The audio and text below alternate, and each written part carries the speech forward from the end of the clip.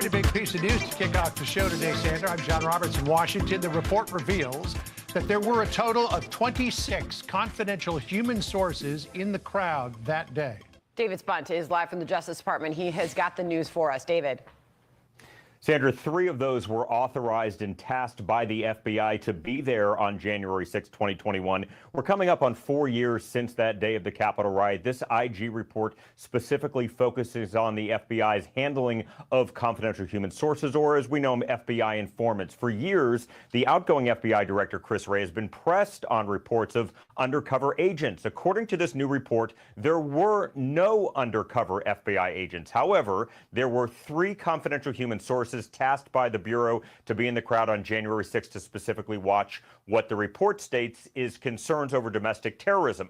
Out of those 3, Sandra and John, 1 entered the Capitol, 2 others entered a restricted area. The report says the FBI did not encourage or authorize any sources to go into the building or a restricted area. In addition to the 3 confidential human sources, the FBI told there were 23 that were there on their own. Now, they had worked with the FBI in the past on other cases, but not specifically on the January 6th rally. Some of them entered a restricted area as well. And what stands out in this report, John and Sandra, none of the confidential human sources that entered the U.S. Capitol or a restricted area were prosecuted by the D.C. U.S. Attorney's Office. Remember, this is an office that is still arresting nearly 4 years later and prosecuting people with this case. Now, in a response to the Inspector General, the D.C. U.S. Attorney's Office says the following. The D.C. U.S. Attorney's Office generally has not charged those individuals whose only crime on January 6, 2021 was to enter the restricted grounds surrounding the Capitol, which has resulted in the office declining to charge hundreds of individuals, and we have treated the confidential human sources as consistent with this approach. Outgoing FBI Director Christopher Wray, who announced that he would be stepping down in the next few weeks yesterday, has been pressed on the FBI's role on January 6. Here's just one clip from last year. If you are asking whether the violence at the Capitol on January 6 was part of some operation orchestrated by FBI sources and/or agents, the answer is emphatically You're saying not. no? No. You're saying no? Not Okay. violence orchestrated by Let's move FBI on. sources or agents. Confidential human sources tasked by the FBI are not undercover agents. These are people that belong to groups like, for instance, the Proud Boys, the Oath Keepers, and then became paid FBI informants at certain points in time while still being members of their groups. And of course, John and Sandra, others are not part of any group and just decided to show up to the Capitol for whatever reason and still work with the FBI on the side and provide information. And we're, of course, waiting for more information from Capitol Hill to see if the White House has anything, the Department of Justice, the FBI, as this report just breaking now with the Inspector General. Got it. Appreciate it. David Spunt on that for us. David, thank you. All right, let's bring in Fox News legal editor Carrie Urban for more on this. I guess the big questions are, what does all of this mean in the grand scheme of things? Also, of the 3 informants that entered the restricted area and the 1 that entered the Capitol, were they just there as observers, or did they actually participate? Did they encourage or foment some sort of rebellious activity? So a confidential human source is a fancy word phrase for a spy. So we know there were 26 paid spies by the FBI present on the Capitol grounds that day, according to this IG's report. Apparently only 3 of them were authorized to be there. So my question, John, is what were the other 23 doing? Now, they weren't, apparently, according to this report, encouraged or directed to be there, but were they told they couldn't be there? Like, what exactly were they doing? And in fact, some of them, as we learned from this report, entered the restricted area, went into the Capitol. Were they inciting anything? Were they enticing anyone to go with them? I really would love to know what exactly they were saying to the people in the groups that they were part of. I also think it's interesting that this report comes out the day after Chris Wray resigns. It seems to me that he may not have wanted to contend with the questions that, of course, are going to emerge from everything that we're learning today. And the other point I'd like to make is something that David Spunt just raised, where he said that Matthew Graves, who's the U.S. attorney here in Washington, D.C., did not prosecute any of those confidential human sources, spies, that did enter the Capitol that day. And his office, Graves' office, did put out a statement and said that they did not generally prosecute anyone who just went into the Capitol and didn't commit other crimes.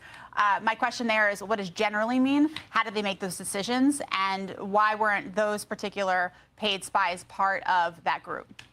The 23 confidential human sources, just reading through this, Carrie, 3 of them entered the Capitol during the riot. An additional 11 entered the restricted area around the Capitol, to your point. Based on what we have learned so far in the details of this report, how would you characterize the findings?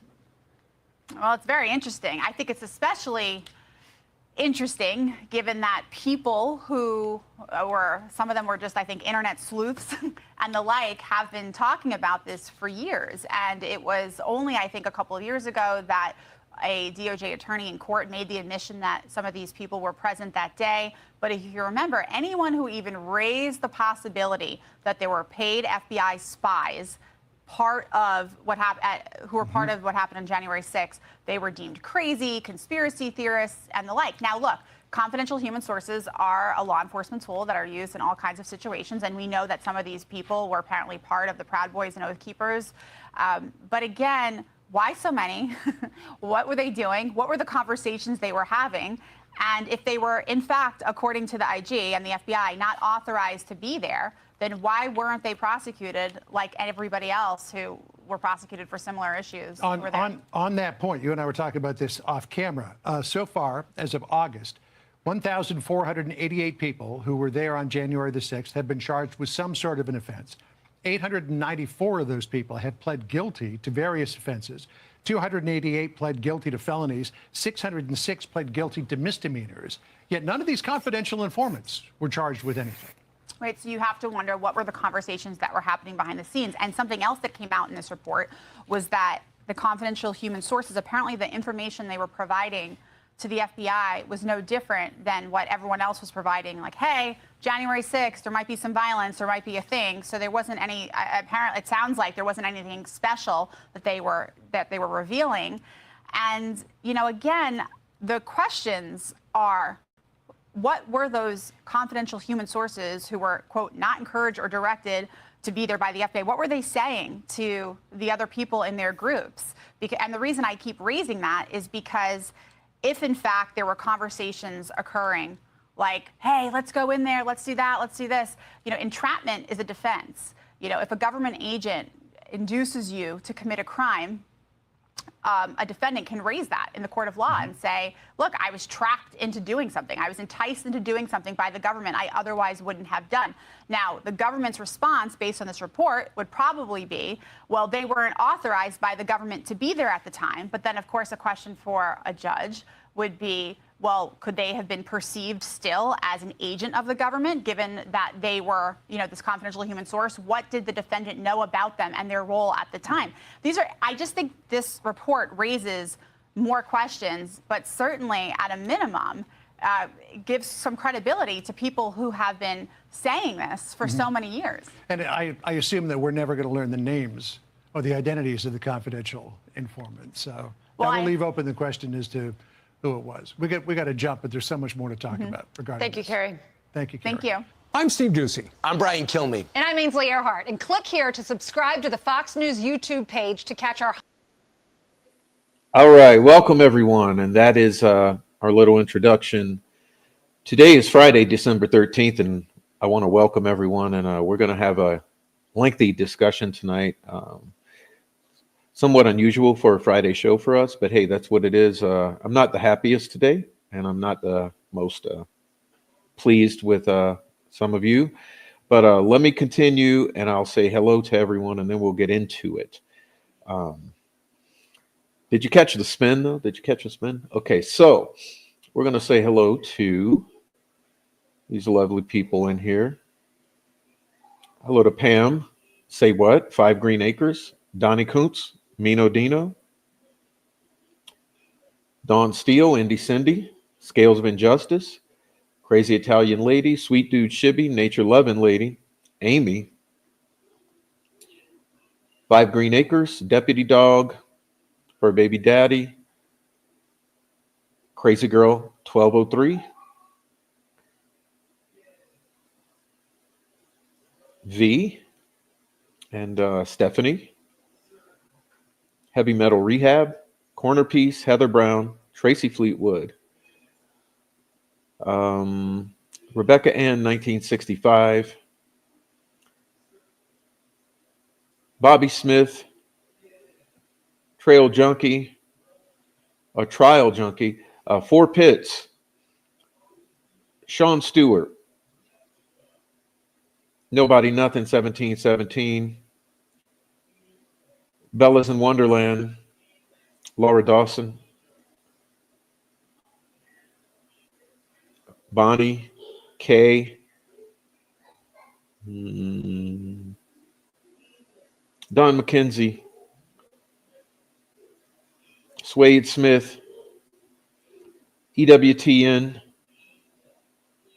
Malibu, Kate Eleanor, welcome from UK, Who's Your Daddy, Woman Doing,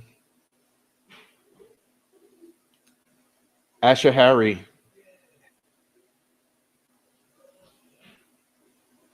Laura Dawson, did I say hi yet? True Justice, Kathy S., Indy Cindy, I might have already said hi, Indy. So many names. Digital. And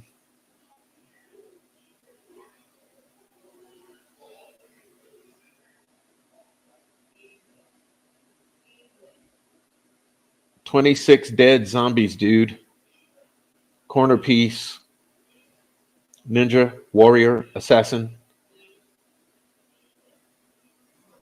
All right, did I catch everyone yet? Shay 7, Royal Wee. All right, tried to catch everyone. If I missed you, I'm sorry. Just put your name down below.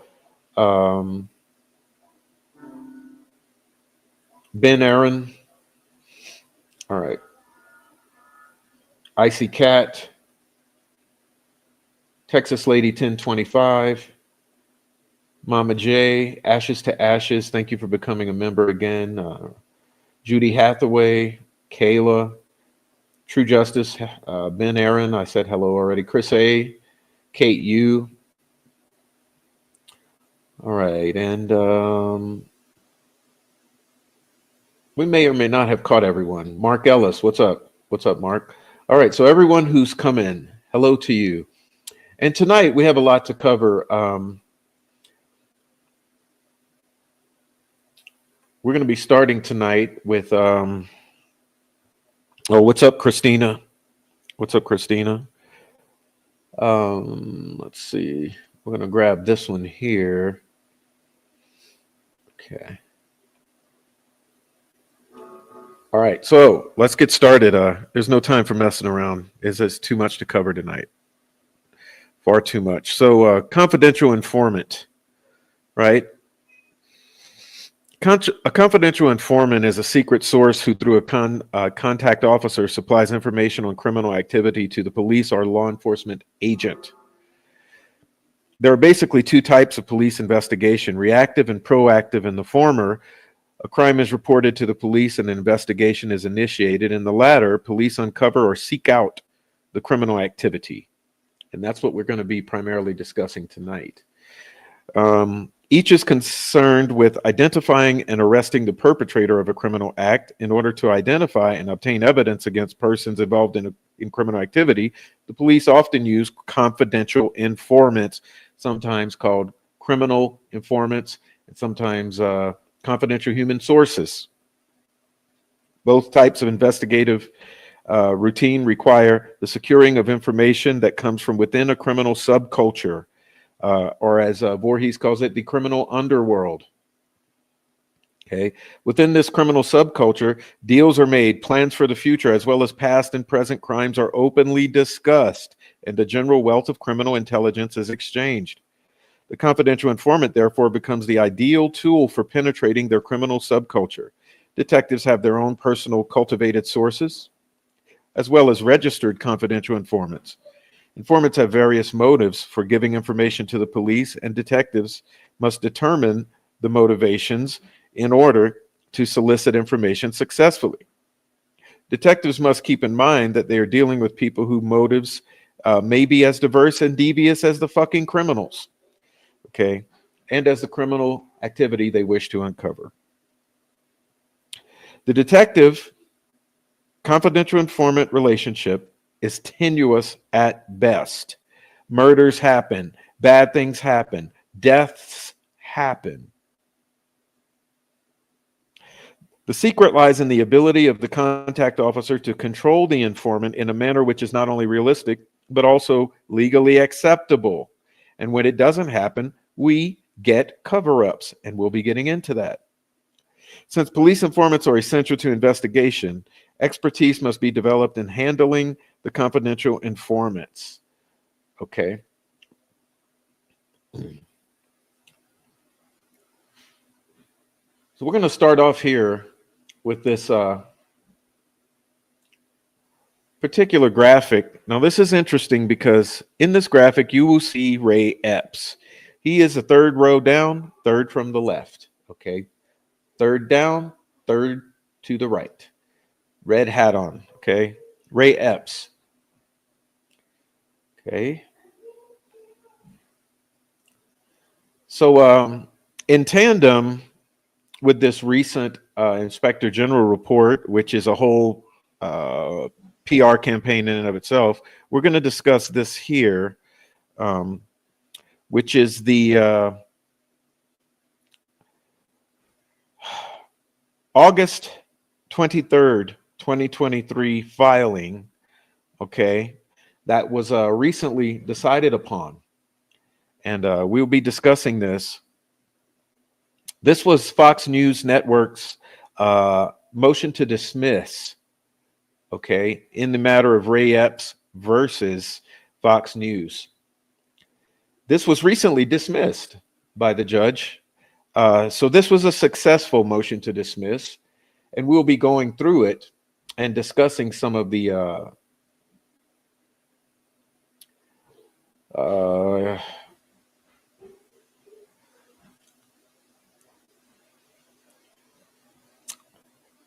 situations discussed in here, okay?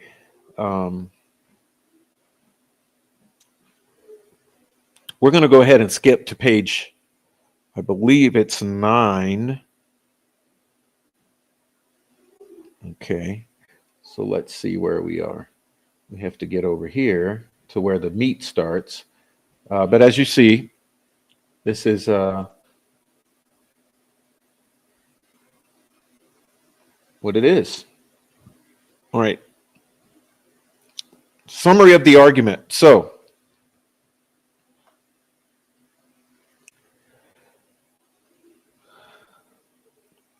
remember, this is the motion to dismiss by the defense here. The lawsuit is a direct attack on the First Amendment. Okay, after plaintiff was filmed taking a conspicuous role on January 6th, extorting or exhorting a crowd the day before to go into the Capitol. Okay. Members of Congress and the media asked questions. Why was he not arrested? And was it possible that he or others were undercover federal agents? Well, we know it's possible. And we'll be getting into a discussion afterwards exactly on that. Okay. Fox opinion hosts joined the debate, like many around the world, by doing exactly what the First Amendment protects. They set out key facts that the plaintiff does not dispute, and then asked questions and offered opinions, which is exactly what we do here. They pointed to the lack of an arrest and asked, why is that? And said it was odd, and argued that these were legitimate questions.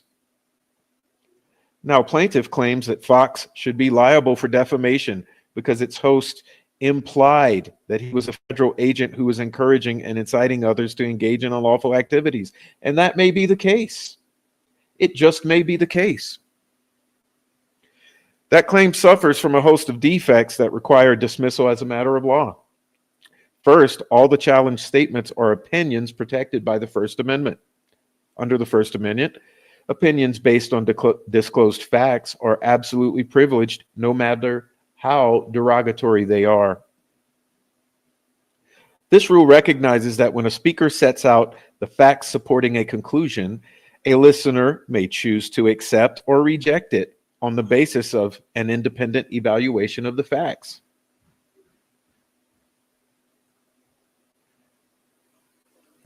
The remedy for faulty conclusions based on disclosed facts is more speech, not punishing speech.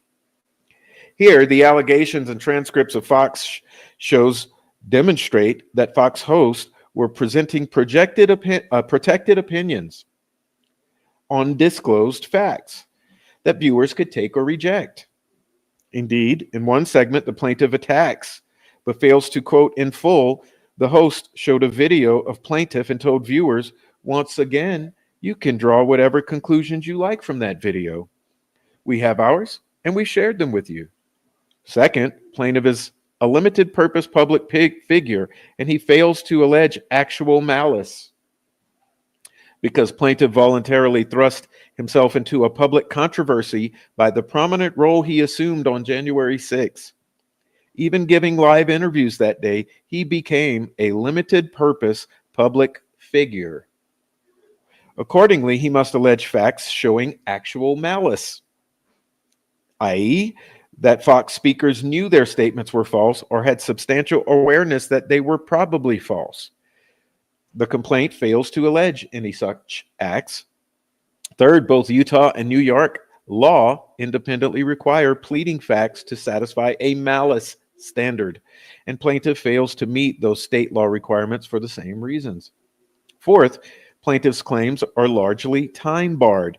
Under the 1-year statute of limitations, plaintiff can bring claims only for statements after July 10, 2022. Broadcast before that date cannot give rise to a claim. And plaintiff cannot claim damages from the loss of his home and business in Arizona, which were complete in May 2022 outside the limitations period. Plaintiff's false light claim is foreclosed by the First Amendment principles and is also largely time barred under the same year of 1-year statute of limitations. Okay, so in that particular paragraph there, they are arguing the statute of limitations had expired for this claim. Let's continue. Statement of facts. Plaintiff voluntarily takes a prominent public role on January 6th, and this is an important thing. Okay, this is important for public criticism of prominent public figures. And we're going to see this in some other cases. On January 4, 2021, plaintiff flew across the country. Remember, plaintiff is Ray Epps. Okay, tonight we're discussing Ray Epps in the first half of the show. Ray Epps flew across the country from Arizona to attend the Stop the Steal rally and draw attention to the message supporting President Trump. Well, we don't necessarily believe that. Okay.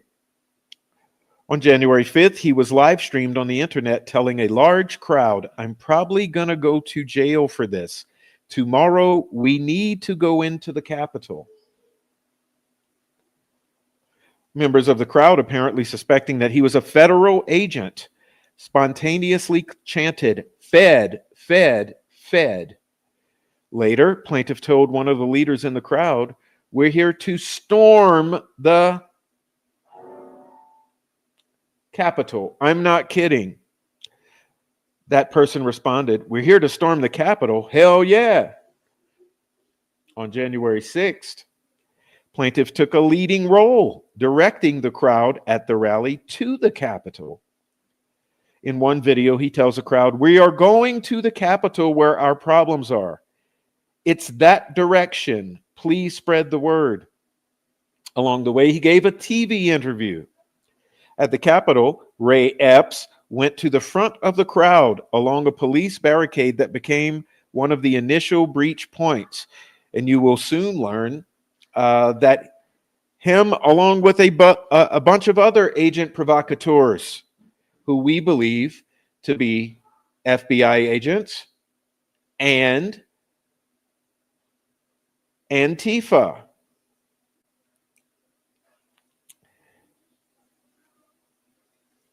He was captured on video speaking into the ear of Ryan Samsel, and moments later, Samsel and others pushed the barricade down, toppling it over an officer.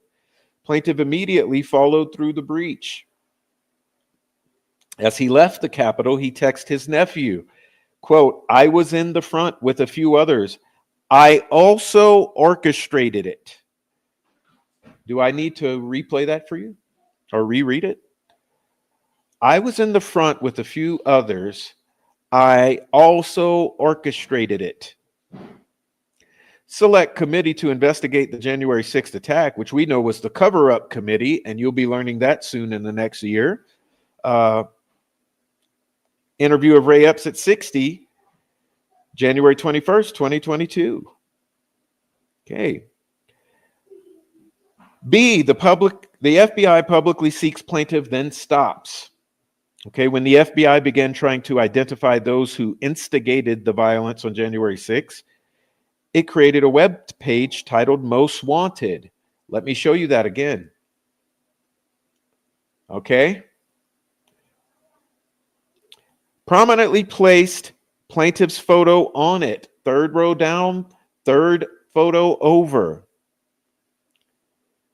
The FBI removed photos as people were arrested, but removed Ray Epps' photo around July 2021 without making an arrest. So the question is, why would they remove Ray Epps' photo here, third down, third over, as being the only one removed from this list without being arrested? Okay?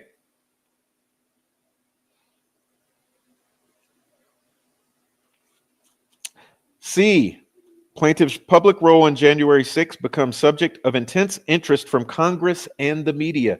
Yes, believe me, it took an act of Congress for us to get just a glimmer into this situation. What do you think it's going to take for Delphi? Plaintiff's public role, as videos of plaintiff circulated online, that means videos of Ray Epps at January 5th and 6th, media and government officials took interest.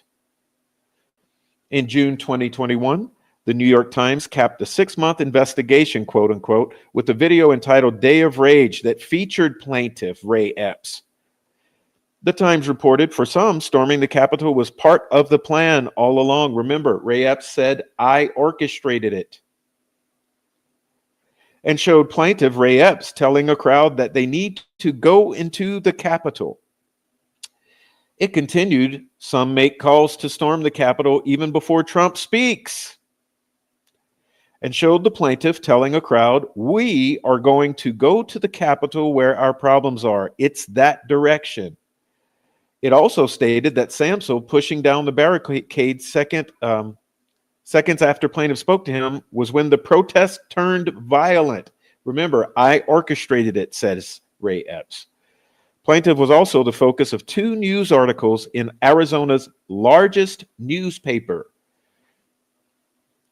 On October 21st, 2021, Representative Massey played videos of Ray Epps on January 5th and 6th in a hearing and asked Attorney General whether there were federal agents in the crowd on those days. Attorney General Merrick Garland declined to answer. Well, now we know the answer is yes, 26 to be exact. 26 federal agents, ladies and gentlemen. 4 days later, Revolver News claimed that plaintiff Ray Epps was a Fed-protected provocateur, which may be fact. Congressman Matt Gaetz argued on his podcast that this was the biggest story in the world right now, and noted that members of Congress and journalists were asking, was the FBI involved in animating criminal activity on January 6th? And now we know the answer is yes. Gaetz pointed out that agents were on tape trying to insert an informant into the Oath Keepers, of which plaintiff Ray Epps had been a member. On January 11th, 2022, Senator Ted Cruz asked an FBI official whether any FBI agents or informants participated in January 6th, pointed to still shots of plaintiff Ray Epps, and asked whether Ray Epps was a Fed. The official, of course, declined to answer. They will always decline to answer. Why? Because answering would have to be in the affirmative if it's affirmative. And if they say no, it's perjury. So what do? They decline to answer. It's called Fed 101. You always decline to answer. If you watch any of the congressional hearings, you'll quickly learn that. That's what they do. According to 60 Minutes, the FBI refused to comment on plaintiff Ray Epps for almost 2 years, until April 2023. D, plaintiff tells his story nationally through the January 6th cover-up committee. On January 21st, 2022, plaintiff testified before the January 6th cover-up committee that he had not been working for the government on January 6th. The committee amplified his message in attempting to cover up his role by tweeting out his denial to all its followers. And we'll be learning more about that in the next year. Fox News, Fox hosts also discussed the public controversy around plaintiff. Fox hosts also joined the public debate about plaintiff's prominent role on January 6th. The first challenged mention of plaintiff Ray Epps on Fox was on October 25th, 2021. After a New York Times special feature and after congressional inquiries about Mr. Ray Epps. As quoted in the complaint, Tucker Carlson and/or his guests described the known and undisputed facts about plaintiff Ray Epps. They then asked questions and speculated about answers. One night, Mr. Carlson ended his show asking why Epps was never charged or arrested or sent to jail.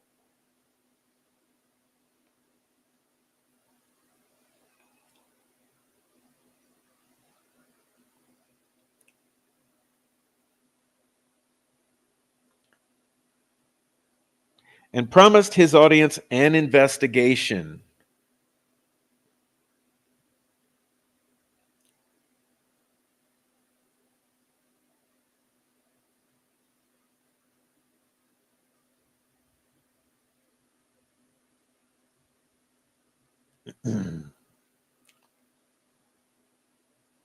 Another time, Mr. Carlson said, the question is, did Ray Epps work or have any contact with any government agency? And he followed up, we don't know, but I'm sure we'll be finding out in the next year or two. He also pointed out that plaintiff Ray Epps had not been charged and asked, why is that? And gave his view that at this point, it's pretty obvious why that is. Similarly, he argued, it's a legitimate question. Why won't they answer it? Another opinion host similarly questioned why Epps was removed from the FBI list and not arrested. That's this one here, remember? Why was he the only one removed from this list without being arrested?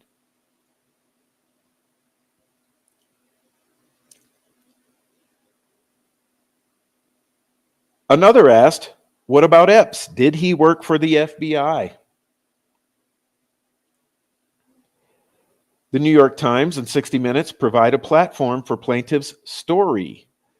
On July 13, 2022, the New York Times published a new feature about plaintiff Ray Epps, declaring that he was the target of a conspiracy theory. Well, we know this is an orchestrated mass media PR campaign.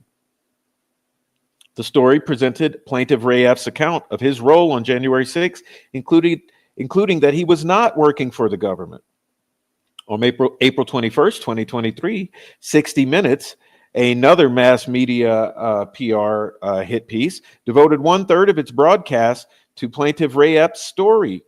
On national television, plaintiff Ray Epps gave his account. Oh, the violins were sounding, ladies and gentlemen, the world's smallest violins, explaining that he was not working for the government, quote unquote. Plaintiff sues. On July 10, 2023, plaintiff Ray Epps sued Fox, alleging defamation and false light based on the claimed implication that plaintiff, quote, was a federal agent who was encouraging and inciting others to engage in unlawful activities. As damages, he points to the loss of his home and business as of May 2022, when he left Arizona more than 1 year before he filed suit. Legal standard. As a complaint must contain sufficient factual matter accepted as true to state a claim to relief that is plausible on its face. Choice of law. The court need not rule on choice of law now because the complaint fails under either the law of plaintiff's domicile, Utah, or law of Fox's headquarters and the place where the statements were made, New York. Argument. Plaintiff fails to state a claim for defamation. This lawsuit attacks core First Amendment protected speech, in which Fox Opinion host asked questions, looked for answers, and provided commentary and opinion on widely reported and undisputed facts about plaintiff Ray Epps' prominent role in one of the biggest public controversies in fucking political history. The January 6th storming of the Capitol by federal agents and Antifa. Plaintiff's claims run into the bedrock rule that under the First Amendment, opinions based on disclosed facts are absolutely privileged, no matter how derogatory they are. And plaintiff also fails to plead actual malice, that is, that Fox hosts subjectively knew their statements were false or seriously doubted their truth. Under both Utah and New York law, defamation requires, among other things,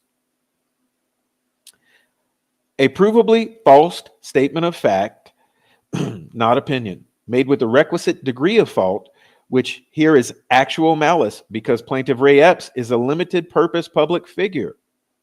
The complaint fails on both requirements and is mostly time barred as well.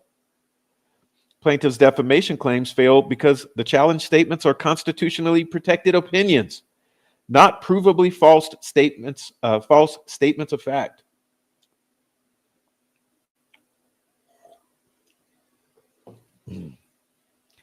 Plaintiff's defamation claim fails because the challenge statements all convey opinions, not facts. Under the First Amendment, a statement that, quote, does not contain a provably false factual connotation will receive full constitutional protection, and statements that cannot reasonably be interpreted as stating actual facts about an individual, quote, are protected. Utah and New York law incorporate the same or greater protections. The question whether a statement constitutes constitutionally protected opinion or unprotected fact is an issue that must be decided by the court. And if the issue is close, a court should err on the side of non-accountability. Whether a statement is opinion turns on one, whether it has precise meaning, two, whether it can be objectively verified as true or false, or three, the full context of the statement, and four, the broader context in which the statement is made.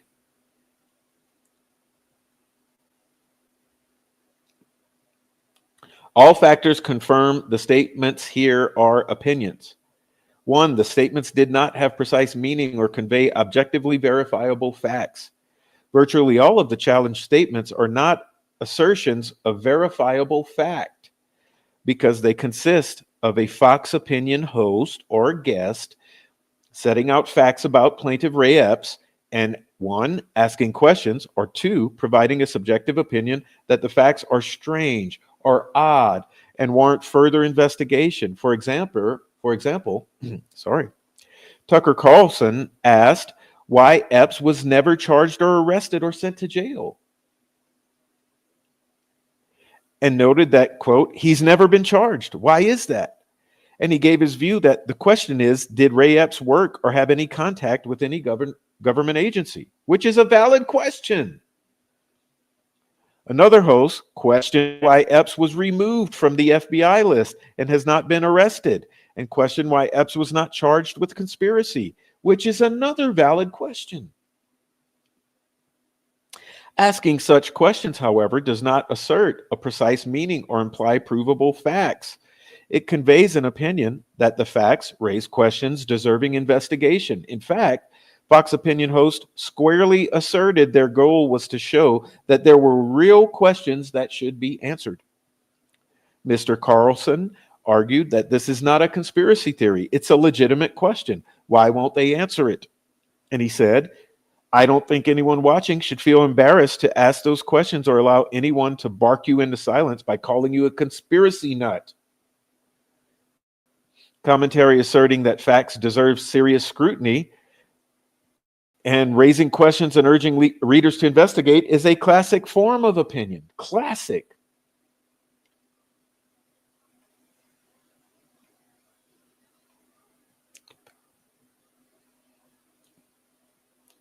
It lies at the heart of protected commentary on issues of public concern. Inviting the public to ask questions rather than a libel is the paradigm of a properly functioning press. Similarly, statements arguing that facts were very odd and that something very strange is going on with Ray Epps and that the Ray Epps thing isn't organic are protected opinions. Statements characterizing facts as suspicious are expressions of opinion that cannot support a claim of defamation. 2, even if the challenge statements conveyed a factual implication, context confirms that they are opinions based on fully disclosed facts.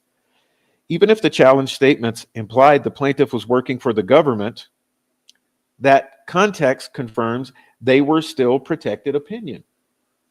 The governing rule here is that, quote, under the First Amendment, opinions based on disclosed facts are, quote, absolutely privileged, no matter how derogatory they are. They are, quote, close quotation.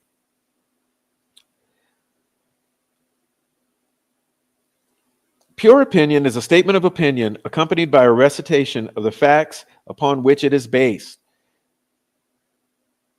A simple expression of opinion based on disclosed or assumed non-defamatory facts is not itself sufficient for an action of defamation, no matter how unjustified or unreasonable the opinion may be or how derogatory it is. This rule reflects the principle that if disclosed facts are true and the opinion is defamatory, a listener may choose to accept or reject that opinion on the basis of an independent evaluation of facts. When an author outlines the facts available to him, thus making it clear that the challenge statements represent his own interpretation of the facts and leaving the reader to draw his own conclusions, those statements are generally protected by the First Amendment. That principle applies to all challenge statements, which were all based on disclosed facts. The complaint quotes at length 2 segments from Tucker Carlson tonight that show the typical pattern. The host or guest detail facts, key facts. 1, are the key facts that plaintiff Ray Epps was on video urging a crowd to go into the Capitol. He was at the front of the crowd at a barricade right before it was breached. He was on the FBI's wanted poster and then removed. Unlike others, he had not been charged.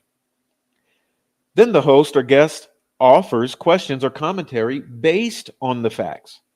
The same format is apparent in other challenged statements.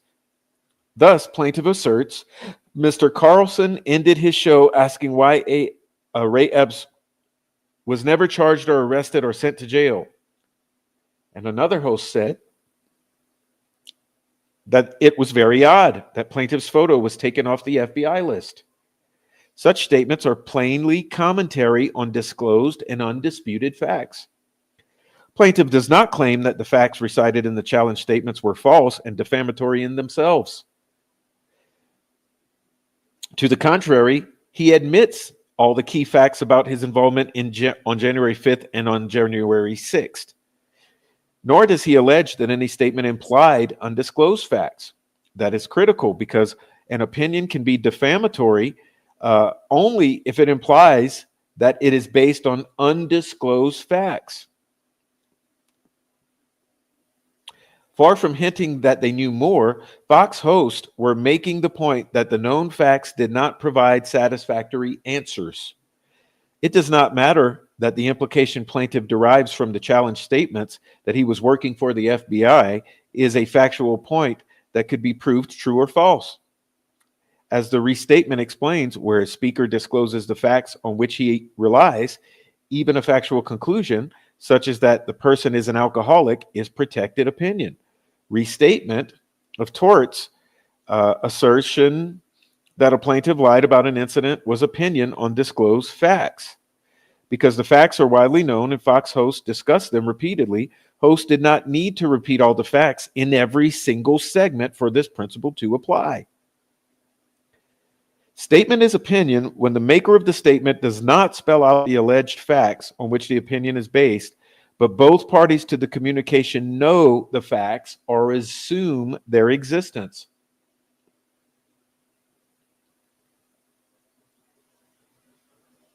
We acknowledge that the defendant's statement is capable of being proved or disproved, but we nevertheless hold that when viewed in context, it is clearly an opinion.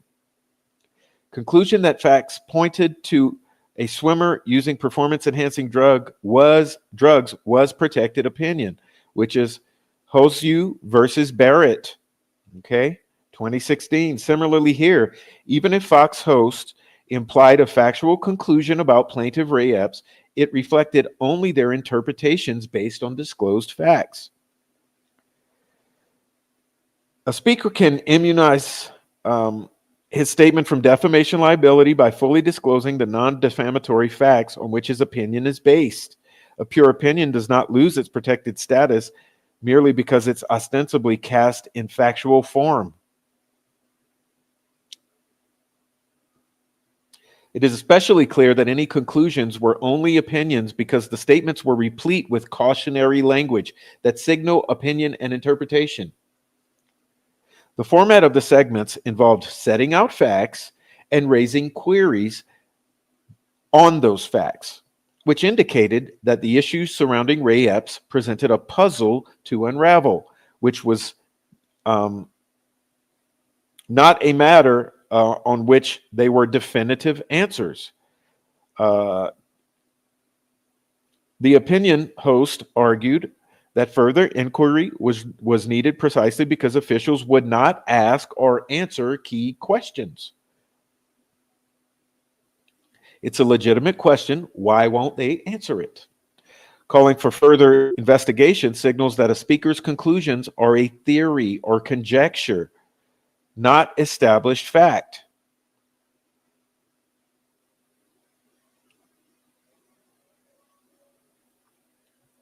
Example, no one in the January 6th committee has explained whether Ray Epps was in communication with any U.S. government agency.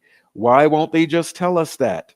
We will keep asking questions because we think it's very obvious and an important question. And I agree, it is still an important question.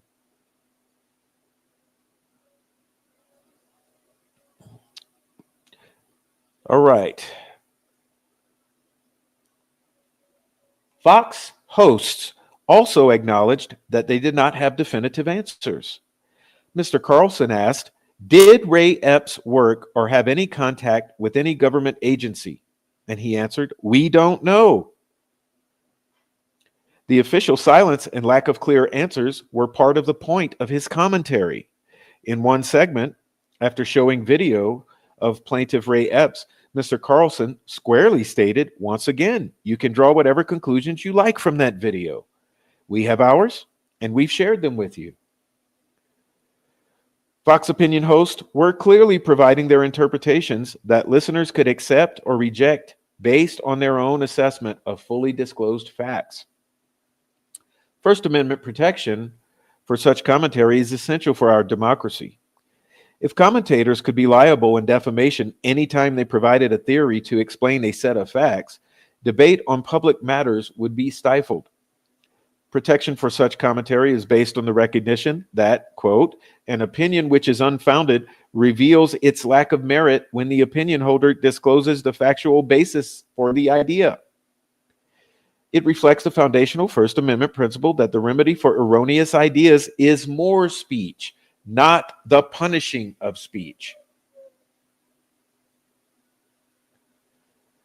Broader context also confirms the challenge statements are opinion. Finally, the broader context confirms the statements are opinion because they all appeared on commentary talk shows where audiences expect pitched commentary. Okay? Settings such as editorial pages argue strongly in favor of finding the statements to be protected opinion. A blog is a form of media known for containing personal opinion and commentary. That context confirms that audiences would understand the statements as opinion and speculation, not implied assertions of objective fact. Same here.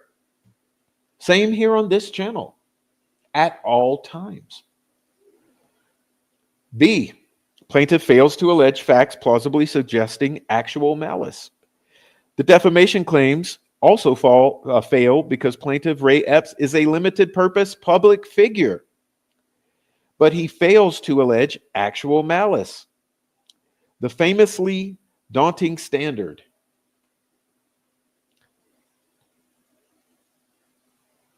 Is a bulwark protecting free speech, and that is Taub versus Glob Witness Publications, Inc., 2021. It requires alleging facts showing that Fox hosts subjectively knew that their statements were false or had serious doubts about their truth.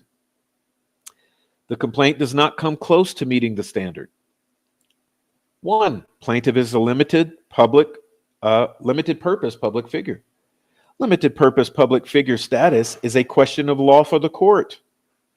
That requires considering 1, whether the alleged defamation involves a public controversy, and 2, the nature and extent of plaintiff's involvement in that controversy. Let me repeat that again because this is very important for all of us. Limited public figure or limited purpose public figure status is a question of law for the court that requires considering 1, whether the alleged defamation involves a public controversy, and 2, the nature and extent of plaintiff's involvement in that controversy. The January 6th storming of the Capitol and debates about the origins of its violence qualify as a public controversy. They present, quote, a real dispute, the outcome of which affects the general public.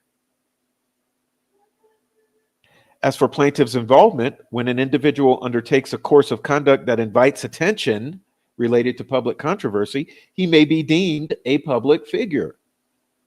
Plaintiff easily crossed that line as he voluntarily thrust himself into the vortex of the dispute. He flew across the country to join in this event, which was designed to draw attention to the protesters' message. He was filmed urging the others to go into the Capitol, even saying he was probably going to go to jail. The next day on video, he urged protesters to march on the Capitol and along the way gave a television interview. He went to the front of the crowd at a police barricade and was filmed there just before it was breached. As I mentioned, with other federal agents and Antifa. He went through the breach and placed himself at the front of the crowd again at the next police line. He admitted that he helped orchestrate the storming of the Capitol. He also gave another interview. Such open participation in notorious activities easily makes the plaintiff a limited purpose public figure. Participating in a riot made the plaintiff a public figure in Curtis Pub 388 US at 154 to 55. Voluntary connection with motorcycle gangs is sufficient for a limited purpose public figure, according to Marcone 754 F2D at 1083 and 1086. Voluntary connection with motorcycle gangs. Wow, isn't that rich? Isn't that rich? I think that might come into play with Delphi. Plaintiff also was the subject of intense attention. Before the first alleged mention of him on Fox on October 25th, 2021, he was featured in the New York Times Day of Rage video, a political hit piece. He was the subject of 2 stories in Arizona's largest newspaper and an article on daily costs. He was also the subject of questions for the Attorney General in a congressional hearing. Yes, that's Merrick Garland in a congressional hearing, and had been on the FBI Most Wanted webpage for 6 months.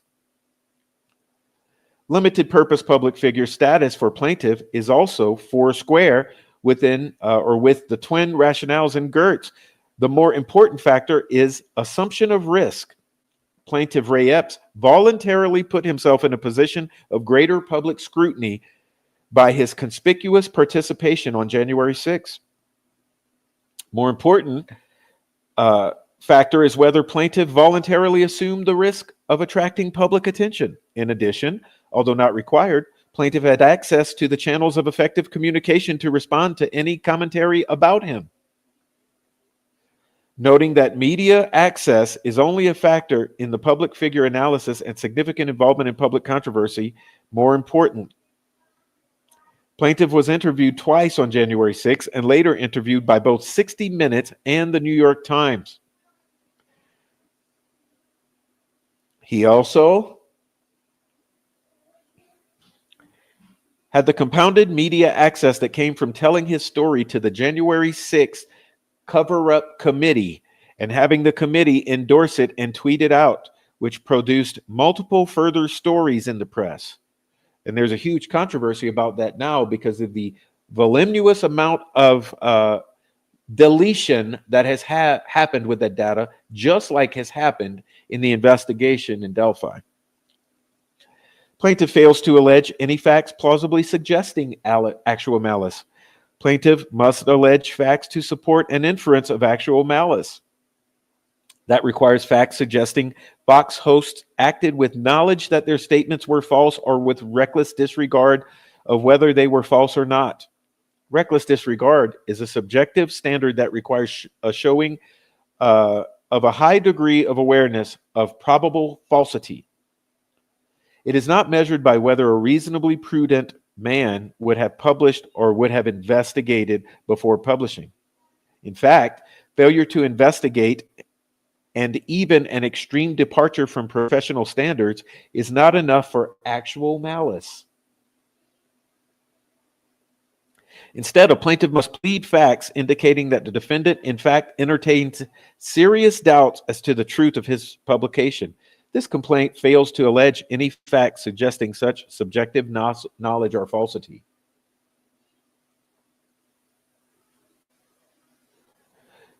First, claims that Fox had an economic motive and sought to appease viewers are irrelevant.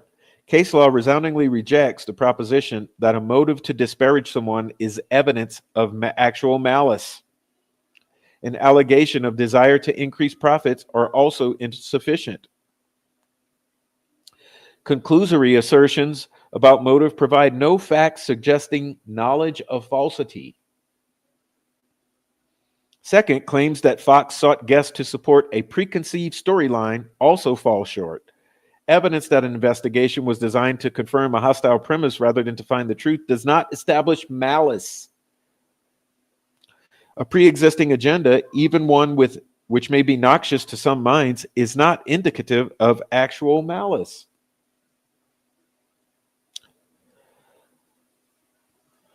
In any event, comments from one potential guest rejecting the idea that the FBI infiltrated the Proud Boys gave no information about plaintiff who had been an oath keeper, especially when DHS had attempted to infiltrate oath keepers. Moreover, Fox hosts pursued investigative efforts, including seeking comment from officials and gaining exclusive access to congressional video of January 6th to get all the facts, which belie any claim of actual malice. Investigating allegations is evidence that the publisher neither believed the allegations to be false nor willfully blinded himself to the truth. Hello, do you understand that? Actually attempting to get to the bottom of the truth of a situation does not indicate or prove evidence that the publisher believes the allegations to be false or willfully blinded him or herself to the truth. Thirdly, Ray Epps claims that Fox purposely avoided the truth. But self-serving denials are so commonplace that the press need not accept them. They hardly alert the conscientious reporter to the likelihood of error. Nor was Fox required to accept the January 6th committee's view. Do you understand that? Nor was Fox obligated or required to accept the January 6th political committee hit piece opinion, which repeated the plaintiff's own denial. Plaintiff hopefully fails to point to any evidence that could readily be verified, as would be required to give Fox hosts reasons to doubt their commentary. Fourth, plaintiff fares no better asserting that Fox used unreliable sources. Courts have consistently held that reliance on tainted or troubled sources does not alone establish actual malice. Also, the complaint does not even allege facts showing Beatty was a source. Rather, he provided commentary on known facts about plaintiff. Okay. Fifth, plaintiff also cannot allege actual malice by asserting that the idea of federal informants pushing the crowds toward violence is inherently improbable. Let's reread that. Let's reread that.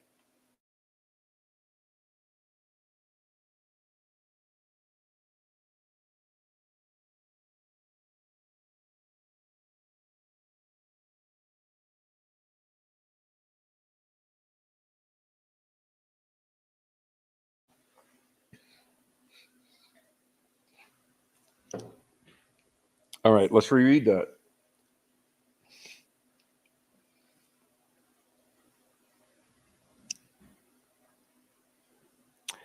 Plaintiff cannot allege actual malice by asserting that the idea of federal informants pushing the crowd towards violence is inherently improbable. Just last year, the prosecution for a conspiracy to kidnap the governor of Michigan fell apart because 2 alleged conspirators were FBI sources. And now we know it's 12. It's 12. Let's get back to that. Just last year, the prosecution for a conspiracy to kidnap the governor of Michigan fell apart because 12 alleged conspirators were FBI informants who were pushing the plan. The First Amendment protects commentators speculating on disclosed facts about similar conduct here. If one could plead actual malice by simply labeling a theory about government misconduct improbable, the actual malice standard would not provide much protection for those critiquing government actors. That is why, quote, there is no inherent improbability exception that replaces the requirement that plaintiff plead facts showing actual malice. 6, the absence of any retraction is not evidence of intent at the time of publication and is not in itself enough to nudge an allegation of actual malice from conceivable to plausible.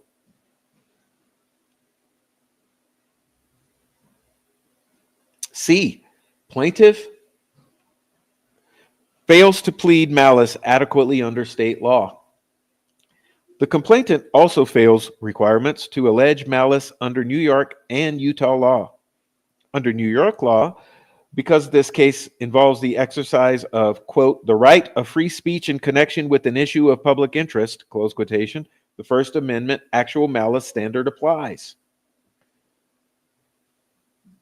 Under Utah law, the challenge statements are privileged under UT Code 4525 as television broadcast of a, quote, program for discussion of any controversial or other subjects under Utah Code 4523 and 5 as publications made for the public benefit, and 3 under the common law public interest privilege.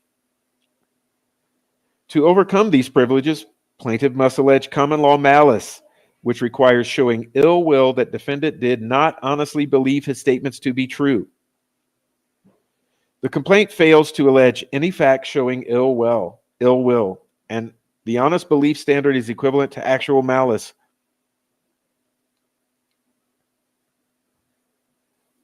Which the complaint fails to satisfy for the reasons explained above. B, claims based on statements made before July 10, 2022 are time barred. Here we just get into the good old statute of limitations. Any claim based on statements before July 10, 2022 are time barred. Okay, so I'll skip over that. That's obvious. And E, the complaint fails to allege facts under which Fox could be liable for statements made on third-party redacted podcast. Statements by Mr. Carlson on the podcast Redacted, which is not a Fox product, cannot support a claim. Fox cannot be liable for those statements unless Mr. Carlson was acting within the scope of his employment. But the complaint does not allege any facts suggesting that the appearance was of the general kind Mr. Carlson is employed to perform, or that it occurred within the hours of Mr. Carlson's work and ordinary spatial boundaries of his employment, or that it was motivated, at least in part, by the purpose of serving his employer's interest. The conclusory allegation that Mr. Carlson was at all relevant times an agent of Fox is insufficient. And the mere fact that Mr. Carlson spoke about the work he did at Fox does not indicate that he was then acting within the scope of his employment. Okay, the false light claims fail for the same reasons. Number 2 here. Plaintiff's false light claim fails for similar reasons. First, the same First Amendment restrictions apply to false light. The claim fails because the challenged statements are all protected opinions and plaintiff failed to allege actual malice. Second, the claim is mostly time barred, where here, a false light is tied to the same operative facts as defamation claim. The 1-year limitation period applies to both. Third, plaintiff's false light claim fails because he has not pled special damages. Failure to adequately plead special damages would be enough by itself to affirm dismissal of false light claims.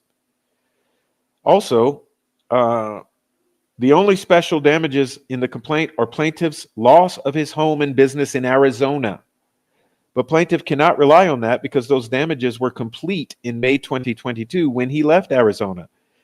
And remember, we have a statute of limitations here. Thus, plaintiff has not pled special damages that can be connected to any claim within the limitation period, and his false light claims fail. Conclusion, the complaint should be dismissed for failure to state a claim. And this was granted. Okay, this absolutely was granted. It's a done deal. It's a done deal. So let's get into something else here, because at the opening, I played for you a brief news segment on the recent news, which was the reporting of the release of a report here by the Department of Justice Inspector General. Okay, a review of the Federal Bureau of Investigation's handling of its confidential human sources and intelligence collections efforts in the lead up to January 6th. Okay, so we're going to skip ahead to page 9, or maybe it's page 8. I may be messing up here. There we go, page 8.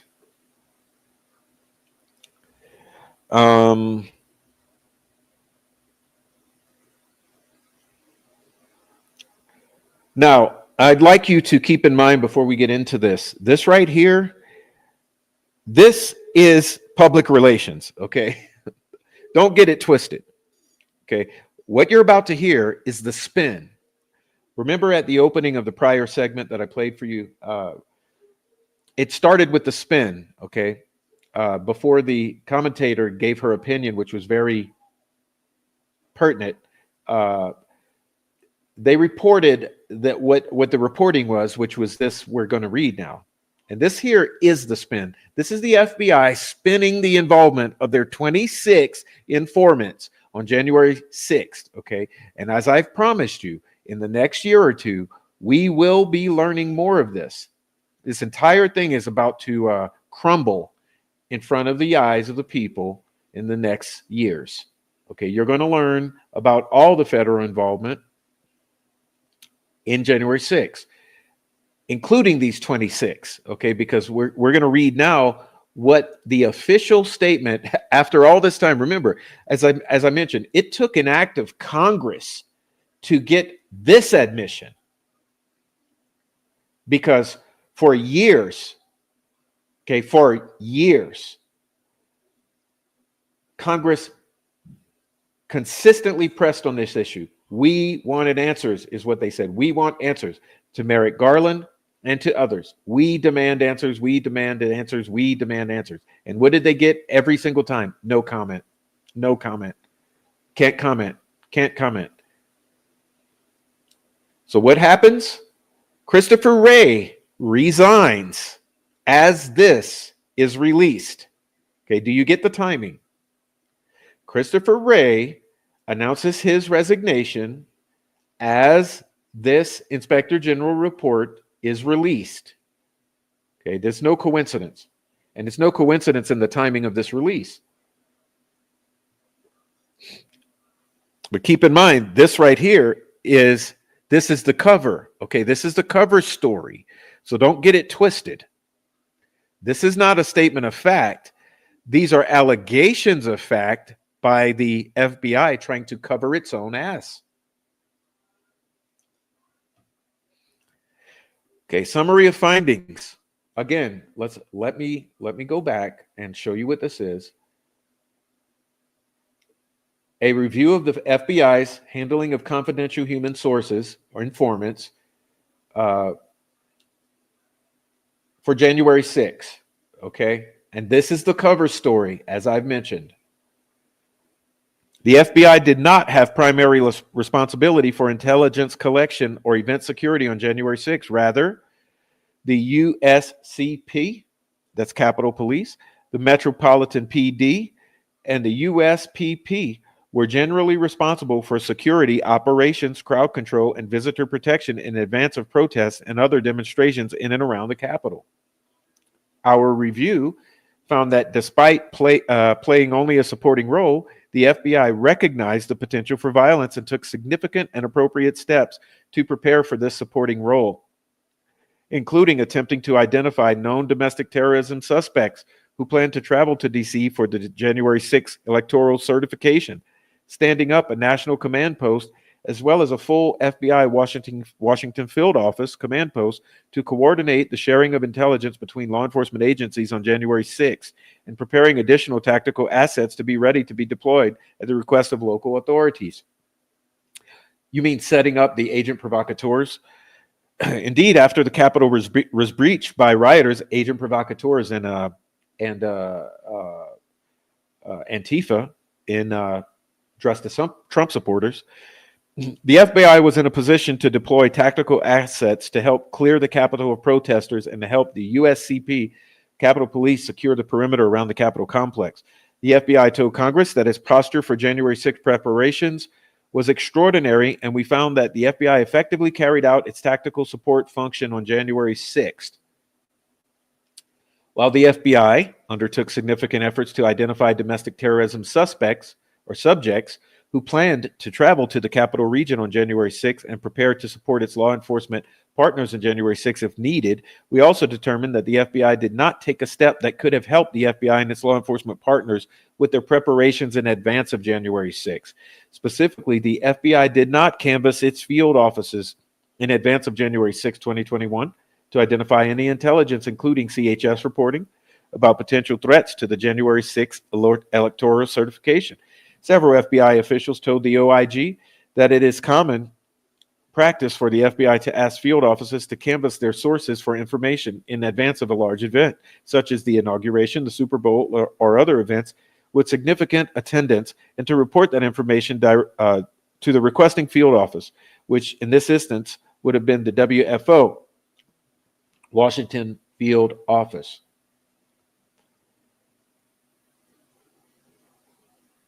FBI Deputy Director Paul Abbate, who was the Associate Deputy Director at the time, described the lack of canvas prior to January 6 as a basic step that was missed, and told the OIG that he would have expected a formal canvassing of sources to have occurred through the issuance of an intelligence collection product, because it would have been the most thorough approach to understanding the threat picture prior to January 6. We determined that, despite some discussions about issuing formal intelligence collection products specific to both the January 6th electoral certification and the January 20th inauguration, the FBI only issued an intelligence collection product for the inauguration. Yeah, well, what you should have done is not allowed the deep state actors to coordinate a provocation program. False flag. That would have been helpful, and January 6th would have never happened. We found no evidence in the materials we reviewed or testimony we received showing or suggesting that the FBI had undercover employees in the various protest crowds or at the Capitol on January 6th. Well, we're about to find out that that's not true. We reviewed the documented CHS reporting that the FBI had prior to the riot and breach of the Capitol on January 6, 2021. We determined that 3 confidential human sources or informants, 3 informants, had been tasked by the FBI field offices in the days leading up to January 6 with the required approval of the WFO, the Washington Field Office, to travel to D.C. for the events of January 6 to report on domestic terrorism suspects or subjects who were possibly attending the event. Specifically, one FBI field office tasked an informant to travel to D.C. to report on the activities of a predicated domestic terrorism subject who was separately planning to travel to D.C. for the January 6 electoral certification. A second FBI field office tasked a confidential informant to travel to D.C. to potentially report on 2 domestic terrorism subjects from another FBI field office who were planning to travel to D.C. for the events of January 6, and a third who had informed their handling agent that they intended to travel to D.C. on their own initiative for the events of January 6, was similarly tasked by their field office to potentially report on 2 domestic terrorism subjects for their field offices who were planning to travel to D.C. on the events of for the events of January 6. Our review concluded that none of these 3 FBI informants were authorized to enter the Capitol or a restricted area or to otherwise break the law on January 6, nor was any CHS directed by the FBI to encourage others to commit illegal acts on January 6. Is that your official story? And did any of the 26 enter the Capitol or instigate violence? I bet you they did. In addition to these 3, we found that 23 other FBI informants were in D.C. on January 6th in connection with the events planned on January 6th.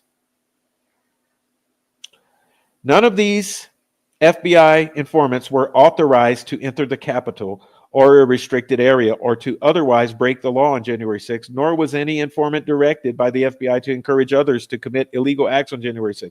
Is that the statement of fact? Because you know this will be investigated. The next 4 years, investigators are going to be so down your throats, you're not going to be able to breathe. You better hope every word in this document is true. We determined that of the 26 informants who were in D.C. on January 6 in connection with the events of January 6, 4 entered the Capitol during the riot. An additional 13 entered the restricted area around the Capitol. Oh, wow. What is that, 17? 17.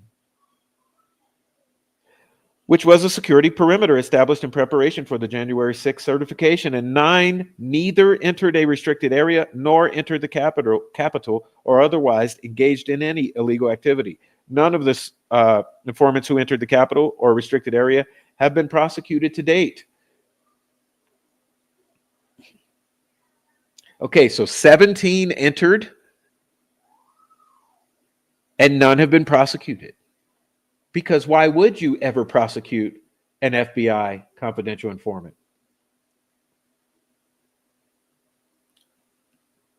The Washington field office did not know that a total of 26 informants would be in D.C. for the events of January 6th because only Ford field offices had informed the Washington field office or FBI headquarters that confidential informants under the relevant field office's jurisdiction, 5 informants in total, would be traveling to D.C. on 6th.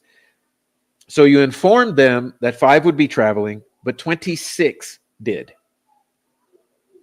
Interesting. The Office of Inspector General determined that many of these 26 informants had provided information relevant to the January 6th electoral certification before the event, and that a few informants also provided information about the riot as it occurred. I bet they did. Was Ray Epps one of them? In addition, FBI field offices collected informant reporting relevant to the January 6th electoral certification from informants who did not travel to D.C. for the event. Among the information informants provided to their handling agents was the following. A confidential human source was in contact with leadership for the Oath Keepers.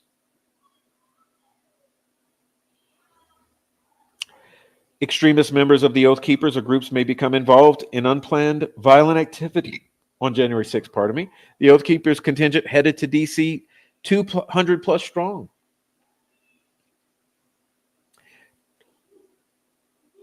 Travel plans discussed by Proud Boys.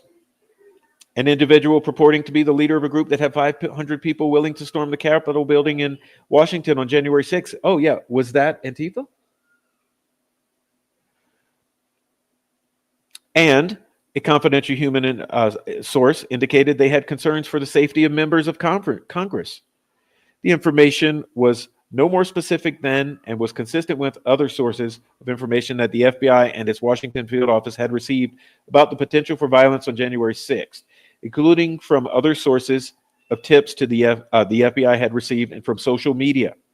Thus, although the Washington field office and domestic terrorism operations section at FBI headquarters did not direct field offices to canvass their confidential human sources in advance of January 6th, our review of documented confidential human sources reporting in FBI field offices as of January 6th did not identify any potentially critical evidence related to a possible attack on the Capitol on January 6th that had not been provided to law enforcement stakeholders prior to January 6th, because the agent provocateurs who started the violence on January 6th at the front of the line were probably your people.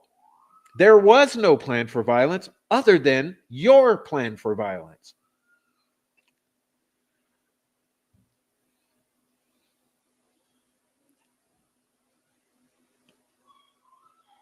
Nonetheless, as numerous FBI officials told us, confidential human sources information can be used to corroborate other sources of reporting to help the FBI develop as complete an understanding as possible of the threat picture in advance of an event like the January 6th electoral certification, and the FBI therefore should have canvassed its field offices for any relevant CHS information in advance of January 6th. We make one recommendation to the FBI to address the issues we identified in our review. Okay, so I get it. I get it. So this is called straw man, because you don't want to address the fact that your 26 feds stormed the Capitol. 9 of them waited outside. You don't want to address that. So you're going to deflect and take responsibility for not canvassing the field offices and make that the issue.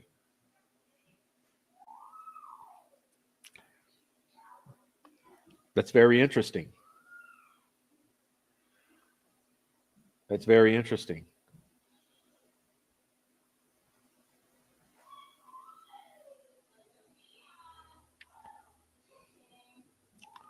Okay, there's some more pages I need to get to. And let's see if I can even find those pages.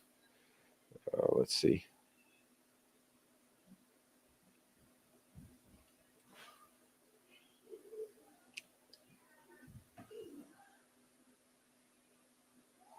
And there's a reason we're discussing FBI criminal informants.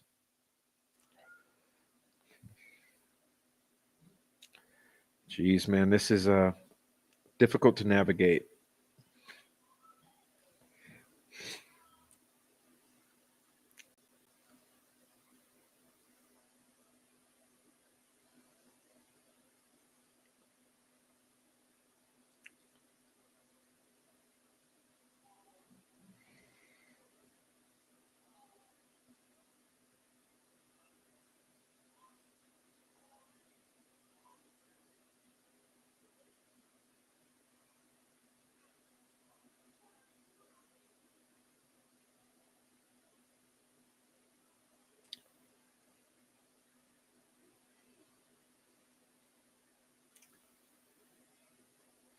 All right, let's go to this is page 76.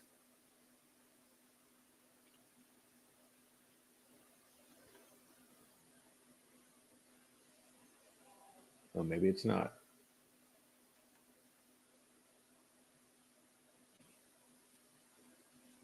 Oh, it's 80. Okay, so sorry about that.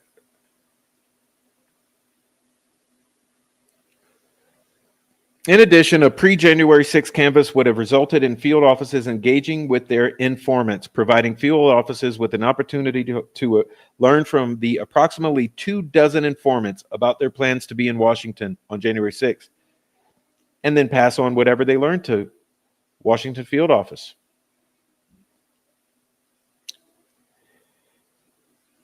Although the Washington field office and DTOS did not direct field offices to canvass their confidential human sources in advance of January 6th, our review of documented informant reporting in FBI field offices as of January 6th did not identify any potentially critical intelligence related to a possible attack. So you see what I'm saying here? There was no intelligence about a possible attack, other than the fact that you had 26 informants. Our investigation determined there were a total of 26 FBI informants from a wide range of FBI field offices in D.C. on January 6 in connection with the event of January 6.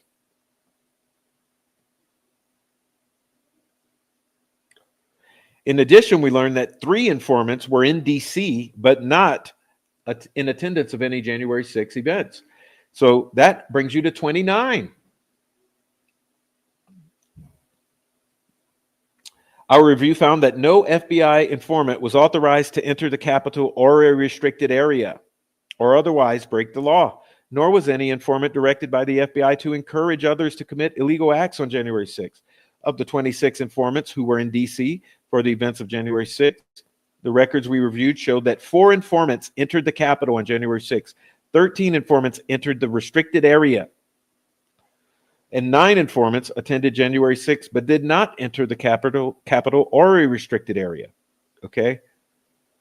As noted previously, none of the informants that entered the Capitol or a restricted area on January 6th has been prosecuted to date.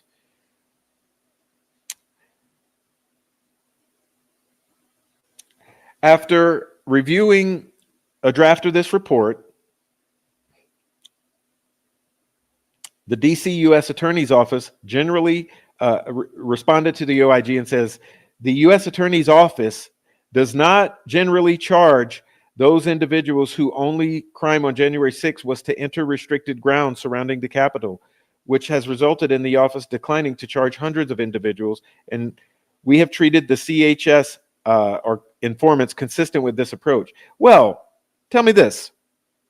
How is it that you've have had people in jail for years now, not one fed? See, not one fed.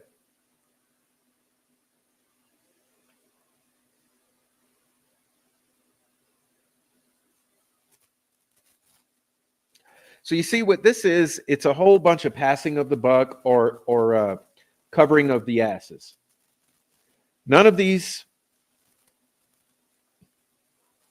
Okay, let's go into this one. I want to go into this one.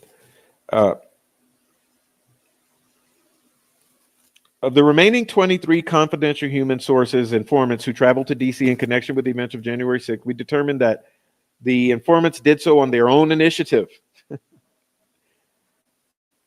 We further found that 13 of these 23 notified their handling agent in advance about their planned travel, and 10 did not. And that none of the 23 were authorized to engage in illegal activity. They also allege that the 3 who did enter the Capitol were not authorized. Okay, it says, we further found that the 3 informants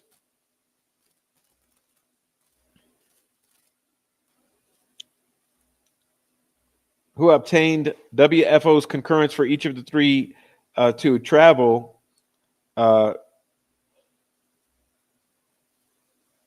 as required by FBI policy, none of these 3 were authorized by the FBI to engage in illegal activity, even though they did.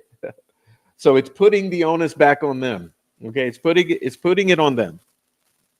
So yeah, our informants broke the law, but it's their fault. And the other informants who broke the law, they weren't prosecuted. And then the 9 who didn't, who knows what the fuck they were doing.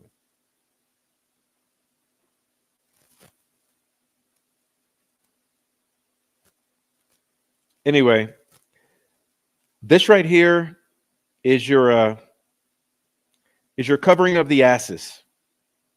Okay.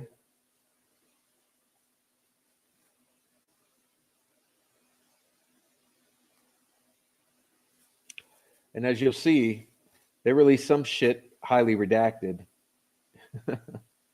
Whatever this is, you see? Update for January 6th events.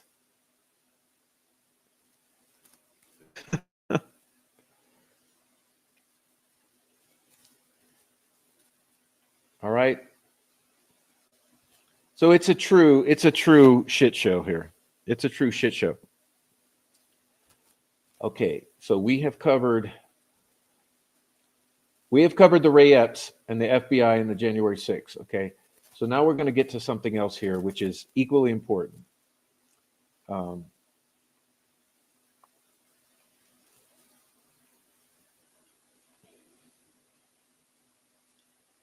Just a moment. Let's see.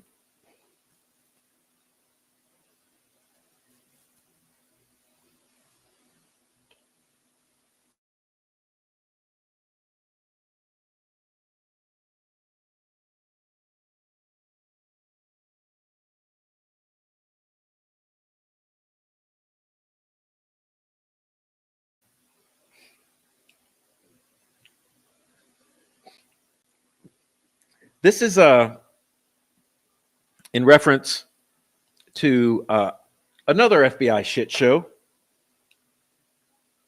Okay, and that other FBI shit show with informants is the Gretchen Whitmer false flag event.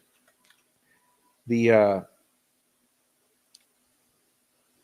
kidnapping of the governor of Michigan, false flag event, made for television, just like January 6th. The following comes from the United States versus Caleb Franks. It's Caleb Franks' motion for disclosure of all records related to confidential human sources and memorandum in support. Okay, Caleb Franks moves for an order directing the government to disclose all records related to the recruiting of, use of, and interaction with the confidential human sources who participated in the investigation of this matter. In support of this motion, Mr. Franks offers this memorandum of law. Introduction. Caleb Franks is charged with conspiring to kidnap Michigan Governor Gretchen Whitmer. The government went forward with this charge despite knowing that Caleb told a number of people, including government informants, that he was not cool with offensive kidnapping, and added that he was just there for training. Now, please pay close attention to hear what we here in the red box. After hearing Caleb Frank's unambiguous declaration, these informants, commonly called confidential human sources, worked hard under the direction of the FBI handlers to induce and persuade him and others to engage in a plan to kidnap Governor Whitmer. The government has identified at least 12 informants by number. That's right. That's right. 12 informants.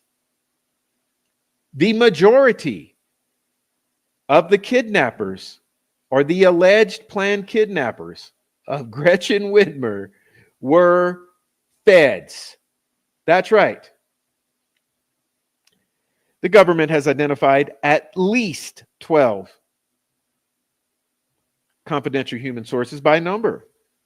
CHS 995252, CHS 97067, CHS 99802, CHS 99900, CHS 59197, CHS 62527, CHS 65724, CHS 36620, CHS 88802, CHS 99325, CHS 99691, and CHS 10614.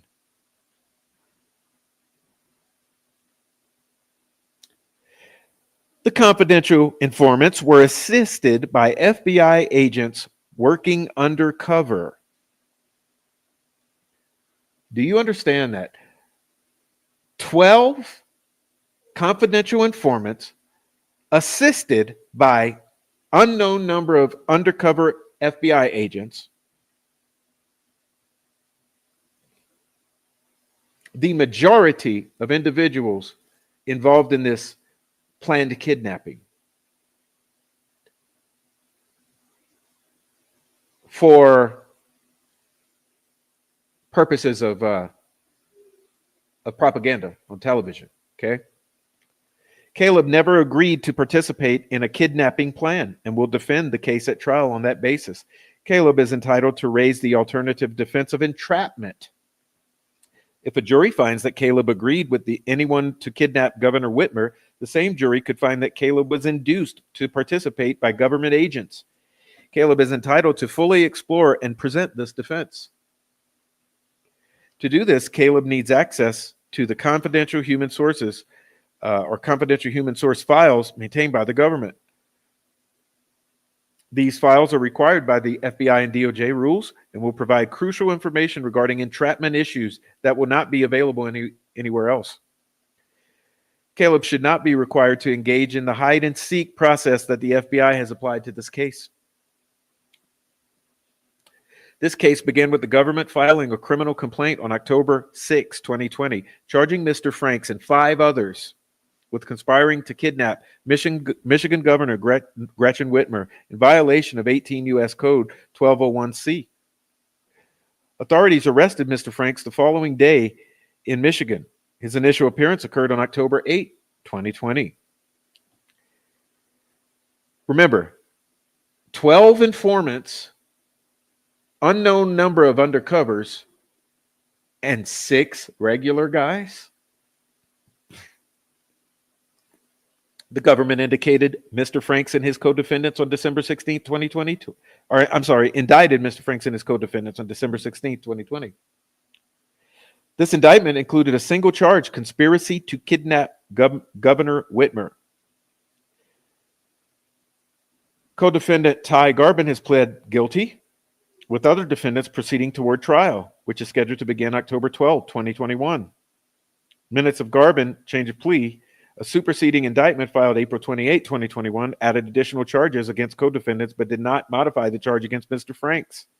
Factual background: when Caleb Franks set out to train in weaponry and tactics, enjoy time outdoors, and spend a Midwestern summer trying to find respite from the cares of professional and personal obligations and demands, he had no thoughts of harassing the government, staging a coup, or ending up on the national stage as an alleged terrorist. Only through the diligent efforts of government informants and undercover agents did Mr. Franks end up framed as a lawless agitator. Mr. Franks, of course, cannot speak for the intentions of his co-defendants, but he believes that a number of them shared his approach to simply enjoying tactical training and camaraderie. Until this case, Mr. Franks essentially represented everything that the criminal justice system looks for in someone who has had trouble with the law. Once a heroin user, Mr. Franks went to jail in 2013, but this experience in custody shook him, and he turned his life around. Since that time, he has remained sober. After his successful completion of 2 years of drug court in the wake of his 9 months in jail, Mr. Franks began using his own past experiences as a background and turned to helping others who found themselves struggling with addiction. After years of sobriety and after establishing a successful career as a drug and alcohol counselor, Mr. Franks moved for and received expungement of his possession of cocaine conviction. He thus does not live with any sort of felon status. And besides moving beyond this drug-involved past, he has found a supportive fiancée, mended his relationship with his family, and purchased a home. When he participated in tactical firearm and first aid training with others, he did not see himself as varying from the steady law-abiding path he has so diligently paved for himself over the last several years. Mr. Franks will raise an entrapment defense at trial. He is thus entitled to the government's complete files on all confidential human sources used in this matter. Entrapment. Evidence in this case establishes that the government assiduously orchestrated creation of the alleged wrongdoing here, using undercover agents. Remember, an unknown number of undercover agents and 12, at least, confidential human sources to create the plot it now presents in this indictment. Only through the efforts of the confidential human sources, informants, and undercover agents did the government come up with the allegations here. That is classic entrapment. Okay.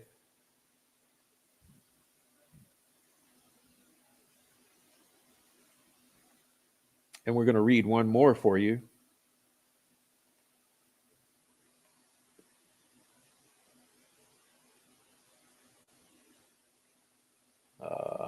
What is this called?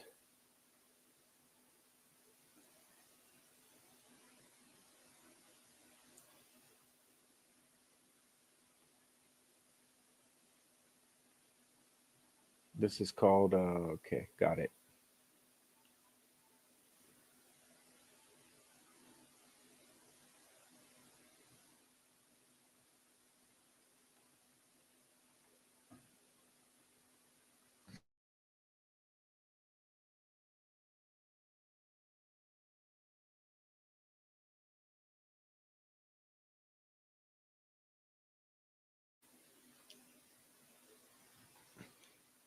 Okay, there we go. There we go. Now, this is the defendant's motion to dismiss the superseding indictment based on the government overreaching and misconduct and memorandum in support. Filed December 25th, 2021.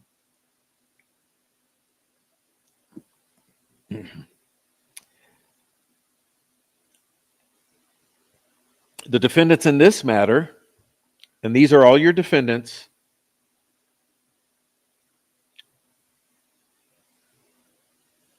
who did not plead guilty. Okay, remember the one pled guilty. These 5 guys versus U.S. of A. The defendants in this matter, through their attorneys, move this court to dismiss the charges against them contained in the superseding indictment. In support of this motion, they offer the following memorandum of law. Essentially, the evidence here demonstrates egregious overreaching by the government's agents and by the informants those agents handled. The key to the government's plan was to turn general discontent with Governor Whitmer's COVID-19 restrictions into a crime that could be prosecuted for the purposes of being televised, I would add. The government picked what it knew would be a sensational charge: conspiracy to kidnap the governor, when the government was faced with the evidence showing that the defendants had no interest in a kidnapping plot. It refused to accept failure and continued to push its plan. Eventually, the government initiated this case, despite the fact that it knew there was no plan to kidnap. no operational plan, and no details about how a kidnapping would occur and what would happen afterward. The facts show that there was no conspiracy. In the alternative, because the government overreached and committed serious acts of misconduct against defendants who had repudiated the government's suggested wrongdoing, the defense can establish entrapment as a matter of law. Okay, the case began with the government filing a criminal complaint on October 6, 2020, which was explosive and exploded into all your mainstream media. What do we call it? Project Mockingbird media. I'm at a loss for words. Okay, this is your mind control. This is your mind control. This was your instilling of fear, paranoia, and it's no different from what happened with January 6th. Okay, same perpetrators, confidential informants, and federal agents instigating activities which could then be used to broadcast. Oh yeah, thank you, MK Ultra. This is your typical MK Ultra. It's your social engineering using mass media. Okay, Project Mockingbird media, MK Ultra, to traumatize and turn the people of the United States against a particular contingent using fear tactics like what you saw occur on January 6th, and this thing here, which is the alleged kidnapping conspiracy against a governor of a state of the United States. Typical entrapment, typical agent provocateurs, it's confidential informants, it's the feds lying at every turn in order to not be held accountable. Okay, it's using everything at their disposal, coming from both the government sector and from your media segment, in order to persuade the public that that's not what happened, that the false flag is what happened. Okay, but that is not what happened. What in reality, what has happened is the federal informants have provoked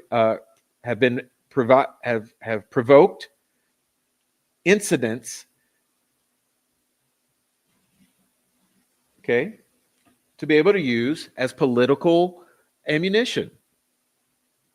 This case begins with the government filing a criminal complaint charging the defendants with conspiracy to kidnap Michigan Governor Gretchen Whitmer.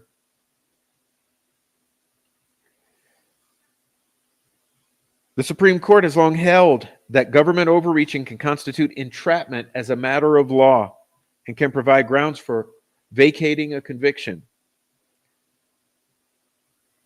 When it can be decided as a matter of law, the issue of whether a defendant has been entrapped may be decided by a judge. Courts in the Sixth Circuit have recognized these aspects of entrapment, discussing how entrapment is established as a matter of law when undisputed evidence demonstrates government agents engaged in conduct which overbore an innocent person's will and induced them to commit an offense. We're going to go into the Capitol. I orchestrated it.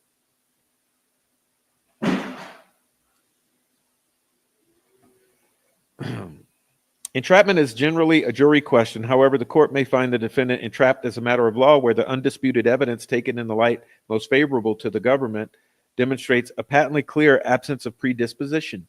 In making the relevant inquiries, a court should not choose between conflicting witnesses nor judge credibility.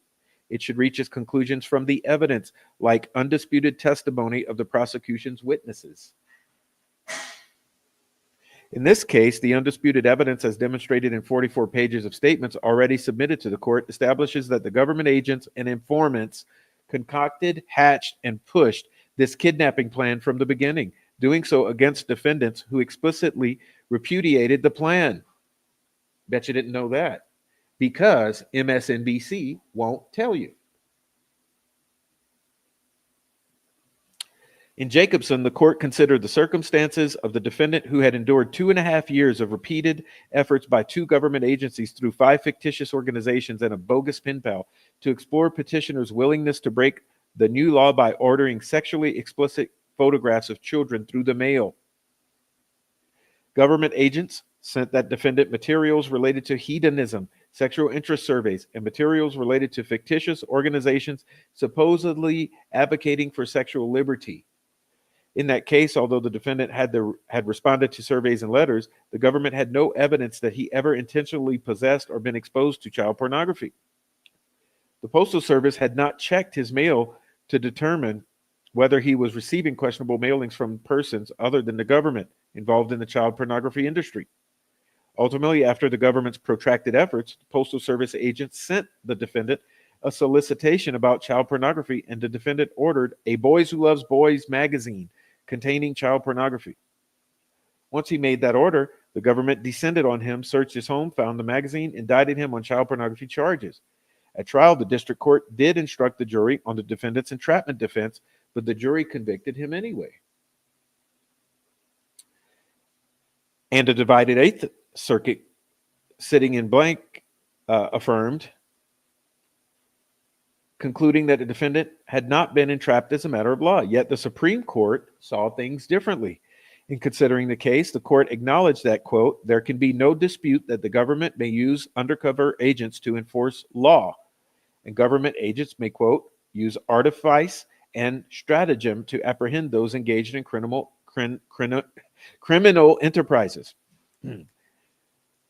In their zeal to enforce the law, however, government agents may not originate a criminal design, implant an innocent person's mind with the disposition to commit a criminal act, and then induce the commission of the crime so that the government may then prosecute.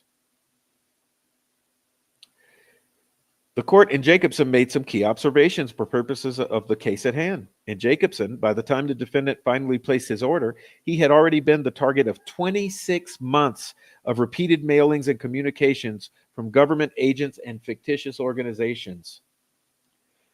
So although he had become predisposed to break the law by May 1987, it was the court's view that the government did not prove that this predisposition was independent and not a product of the attention that the government had directed.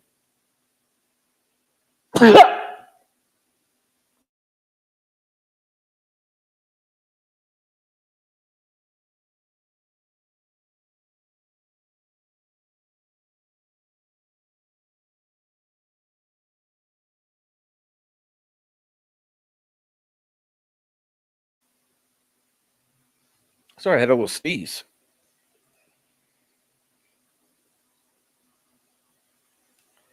When the government's quest for convictions leads to the apprehension of an otherwise law-abiding citizen who, if left to his own devices, likely would have never run afoul of law, the court should intervene. Even the dissent in Jacobson would frown upon the government's conduct here.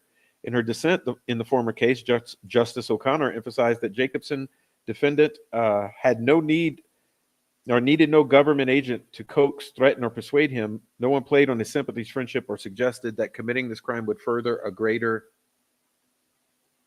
good. In fact, no government agent even contacted him face to face. Okay. In the case at hand, in sharp contrast, informants, of course, not only contacted the defendants face to face, but also coaxed, persuaded, cajoled, played on the sympathies, cultivated friendships, took advantage of the defendant's financial conditions, and suggested that the offense they proposed would further a greater good. The defendants did not engage in any activity for profit. Anything they did with respect to informants was based on friendship and admiration and the informant's assiduous cultivation of a sense of patriotism and right doing. In looking at other cases, the Jacobson dissent cited decisions where courts pointed to defendants' evidence reluctance to engage in criminal activity, and the government overcoming that reluctance through repeated inducement as the most important factor. Unsurprisingly, the Jacobson court reviewed earlier decisions to support its conclusion. One such preceding opinion being Sherman versus U.S. In Sherman, a government informer met the defendant at the doctor's office as someone who, like the defendant, was being treated for drug addiction. Several chance meetings followed, chance, quote unquote, followed either at the doctor's office or at the pharmacy where both men filled their prescriptions from the doctor. From mere greetings, conversations progressed to a discussion of mutual experiences and problems, including their attempts to overcome addiction to or narcotics. Finally, the informant asked the defendant if the defendant knew of good drug source. He asked the defendant to supply him with the source because he was not responding to the treatment. From the beginning, the defendant had tried to avoid the issue, and not until after a number of repetitions of the request predicated on the presumed suffering of the informant did the defendant finally acquiesce. Statements like those explored in the instant defendant's motion allowed introduction of out-of-court statements demonstrate on the motion to allow the introduction of out-of-court statements to demonstrate the congruence of the instant case with Sherman and Jacobson. On June 6, 2020, a confidential informant admonished, quote, "You can't just grab brick and mortar without a effing human to go with it. You've done nothing but grab brick and mortar." No one had broached the idea of kidnapping. The government informant raised the idea.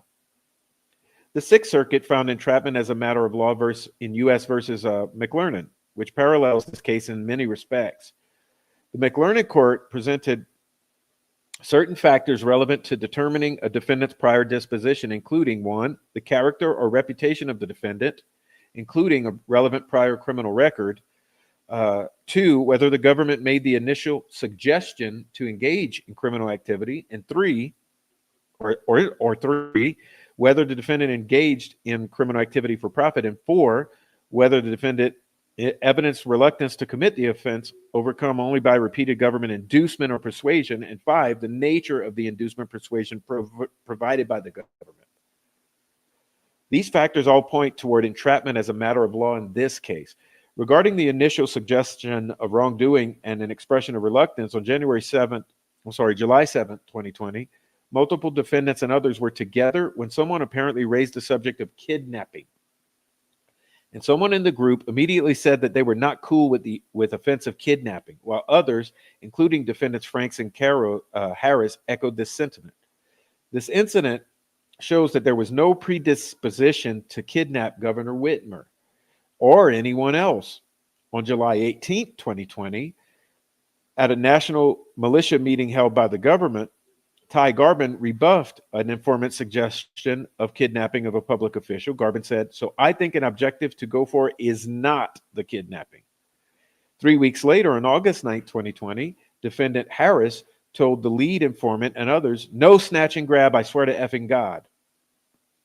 Garbin even seconded Mr. Harris's repudiation of the notion of kidnapping when he stated, "Kidnapping is just as bad as going into the Capitol." Do I need to repeat that for you idiots in the fucking back?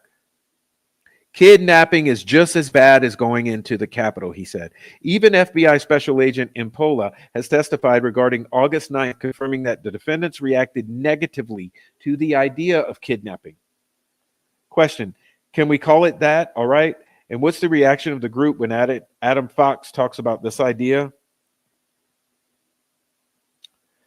Answer, well, there was a negative reaction. People were surprised. They didn't take to it kindly. There was a lot of questions being asked. Okay. After that meeting, on August 9, 2020, Special Agents Chambers and Impola participated in a phone call with informants Dan and Adam Fox. Informant Dan, right. What you think about with everybody where they're at. Fox, definitely divided. Dan, like you planned it all. Fox, I mean, we're divided. These defendants had no desire whatsoever to kidnap anyone. Yet the government wouldn't drop the fucking idea, and the informants continued to broach plans despite official government admonitions barring the suggestion of such plans. Phone calls like the one above represent a mere appetizer. The informant's handlers pulled the puppet strings the entire time. On August 28th, informant Dan asked Special Agent Chambers, "Would you want 2 trips or wait till we get more guys?" as part of his attempt to get it right for the government. In state court, Special Agent Impola affirmed his direct role in telling informants what to say to people. He told an informant what to say to Adam Fox. he was communicating with the informant during the informant's conversations with Fox. His directions included suggesting that Fox come train at Joe Morrison's property and urging Fox to do so. Interestingly, given Special Agent Chambers' role in directing activities here and in a company that tweeted about the investigation as explored in earlier filings on October 29, 2021, Special Agent Chambers dissolved the company, filing papers with New Mexico Secretary of State discussing Chambers' interest in an intelligence company tweeting about the investigation. The timing seems more than coincidental, given the issues raised in this case were also presented in the media. The commercial behavior only compounds the overreaching and emotional manipulation and the government's strategic planning that ultimately came up short.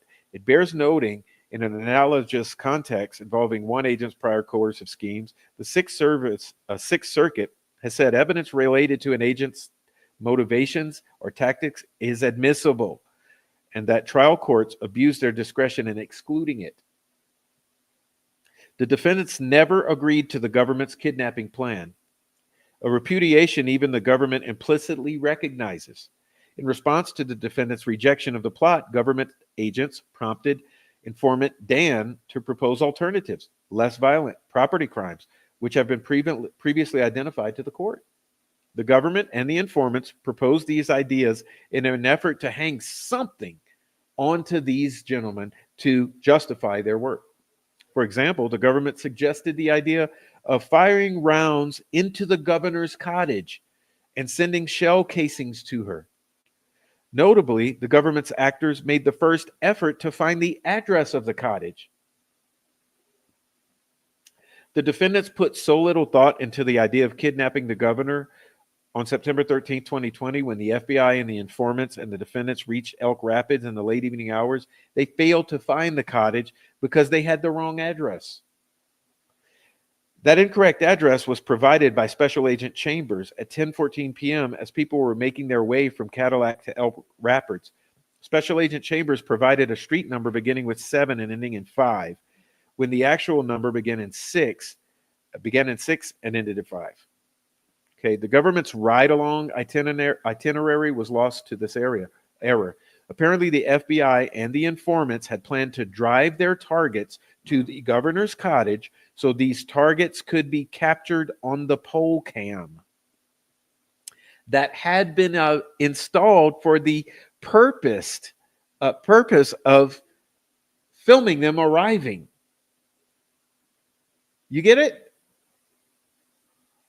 None of those targets knew that the government intended to have them actually go to the cottage as part of the ride-along or enter upon the governor's private property. The government conceived and controlled every aspect of this alleged plot. On September 5th, 2020, FBI Special Agent Jason Chambers texted informant Dan, "Mission is to kill the governor specifically." Look at it. Look at it. That's FBI Special Agent Jason Chambers texting informant Dan, "Mission is to kill the governor specifically."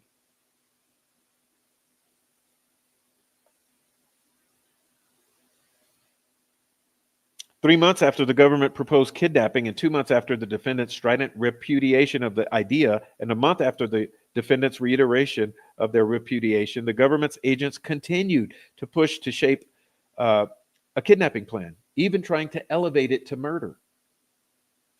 With regard to inducement and persuasion, the government's emotional manipulation abounded. Its approach was persistent and emotional from the outset. Agents and informants used ties related to friendship, being role models, and acting as father figures to develop trust and reliance in the defendants. You see what's going on here? The informants used military veterans as informants, and having these people pose as patriotic Americans concerned with preserving the principles enshrined in the Constitution. Examples of these emotional tactics are everywhere in this case. On June 22nd, 2020, an undercover government employee text Adam Fox, "Hey brother, this is Mark using my girlfriend's account. Elise was talking to your fiance Amanda about getting more involved, and Amanda suggested I contact you. Okay. The government manufactured ties to loved ones like his fiance to gain acceptance and trust within the group. On September 30th, 2020, informant Dan told Adam Fox that Dan could not afford food or medical care, citing an inability to purchase a pizza that cost less than $6. While Dan received tens of thousands of dollars for his cooperation with the government as an informant, sometimes the envelope filled with cash, in envelopes filled with cash, he fostered a bond with the defendants by claiming poverty and deprivation. Dan used his untreated hernia as a device to gain sympathy with Fox and others. He claimed that the veterans or the VA, Veterans Administration, would not provide him proper treatment after years of combat service in the Army. You see the emotional manipulation they're doing. This is entrapment. This is classic entrapment. Feeling the emotional pull of such a confession that Dan would tell Adam Fox he was waiting to die because of this. Fox told Dan that he needed to get surgical treatment as a priority over any mission plans. The government coordinated and brought unrelated participants, unknown to one another, together for meetings where the government actors would attempt to radicalize them. The meetings at Dublin and Peebles, Ohio, provided examples as touched on above. An informant first raised the scepter of kidnapping at the Dublin meeting. At the National Militia meeting in Peebles, this informant attempted to motivate the targets into anger with a rousing speech featuring Antifa, mask mandates, and similar topics. For example, and this right here, this is why the F I'm telling you, it's being allowed by DeWine here. Effing S-face, Whitface, or whatever her name is there. Blackface effing there. Why are they not returning the same measure that we are being given? Why are we giving quarter when no quarter is being given? MRFers are going to throw shit at us. Why aren't we throwing shit back? Why are we not effing? This is what I'm saying. I agree with you 100%. This has to happen. I agree with you 100% with you guys. That shit has to happen. Because if not, this shit right here is going to continue to kill us in our back effing yards. Okay? This is an informant trying to incite these guys. Efforts like these at national meetings came from multiple informants and FBI agents who coordinated. This is incitement. Their work with meetings to create an atmosphere of crisis and impending social unrest, all in an effort to motivate targets to work with informant Dan and join him in his plot to kidnap Governor Whitmer. Informant Dan and his handlers' efforts to coordinate a group of to initiate his attack planning did not bear fruit, however, despite the government's investment of time, money, manipulation, and resources. On September 3rd, 2020, Adam Fox responded to informant Dan's inquiry as to the informant's proposal about acting on the governor at Elk Rapids. Fox replied, "No, let's keep that to us, but throw out maybe taking the cap or gunning down Antifa or even say arresting the governor, maybe even charging politicians, that we can float the idea of cops enforcing constitutional law." So you see what he's doing? He said, I ain't doing none of that shit. Let's just say the cops should enforce constitutional laws. Continuing in this vein, he sent this message to informant Dan. Listen to our main direction at the moment.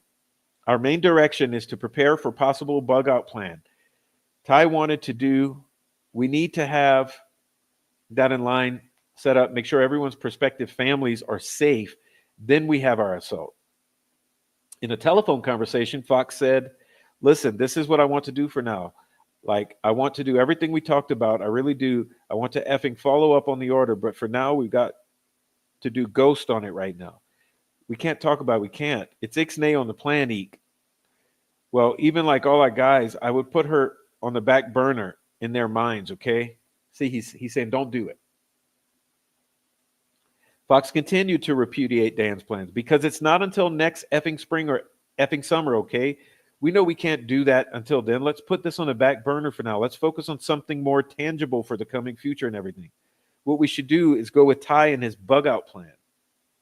Adam Fox's priority on September 2020 was to be prepared for what he believed would be a social crisis at the time of the election, and to have a plan to retreat to a secure location so that those involved and their families would have a place to go that would be safe and removed from any impending social unrest that could occur. Bug out.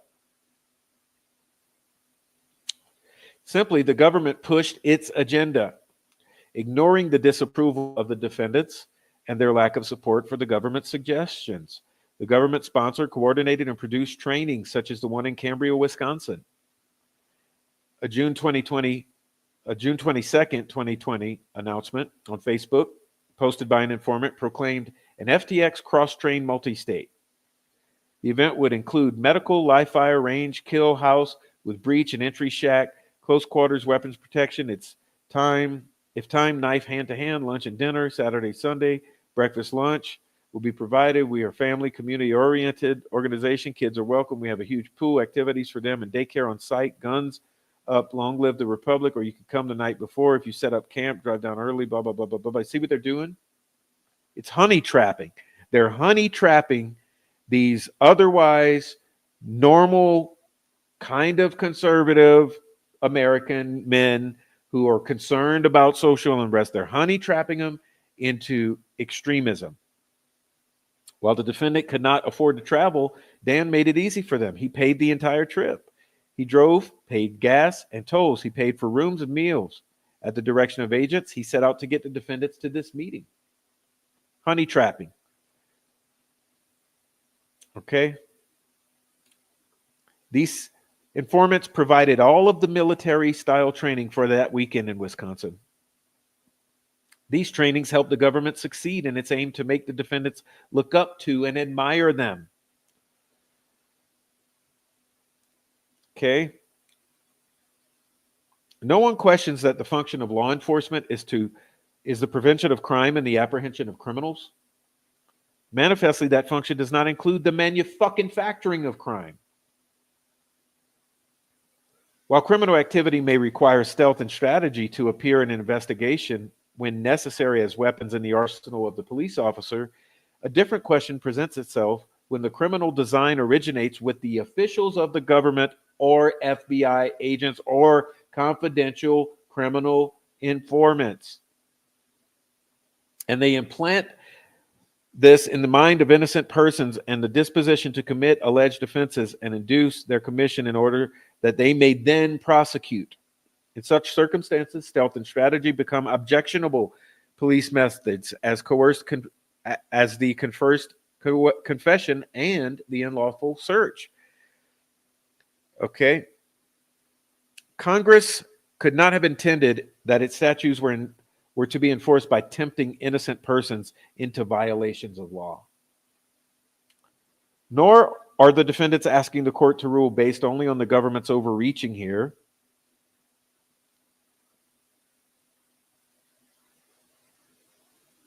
Given the long list of statements the defense has already provided to the court, showing a lack of predisposition on the part of defendants, and the government's concentrated, assiduous efforts to initiate a scheme and offense, one can hardly say that this investigation did not involve creative activity on the part of the government.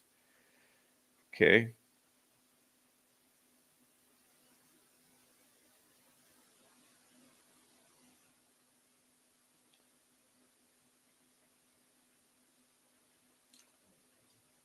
The Sixth Circuit has been clear. No conviction may be held against one who was induced by the government to commit a crime unless the government proves beyond a reasonable doubt that the defendant was predisposed to commit this crime.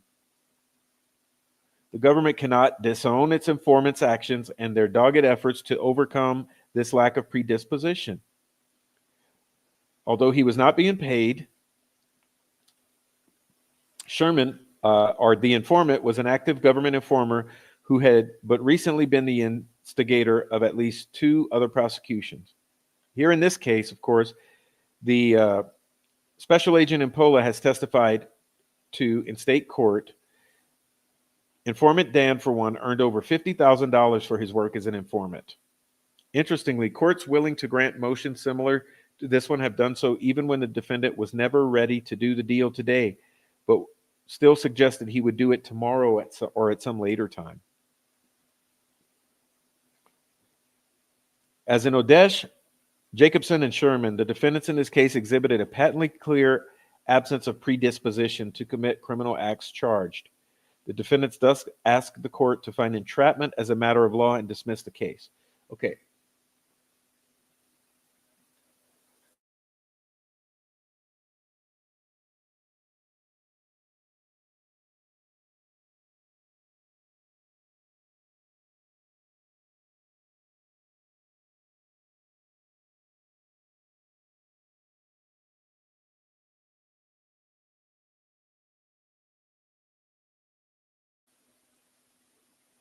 Okay, so it's frustrating that because I'm not speaking Delphi, no one's here to hear it.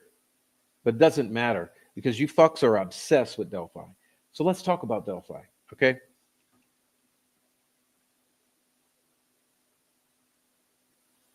You've just heard all of that, right?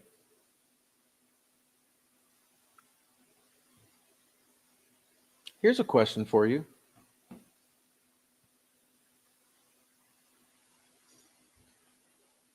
Were there federal FBI informants working in Delphi at the time of the murders of Abby and Libby?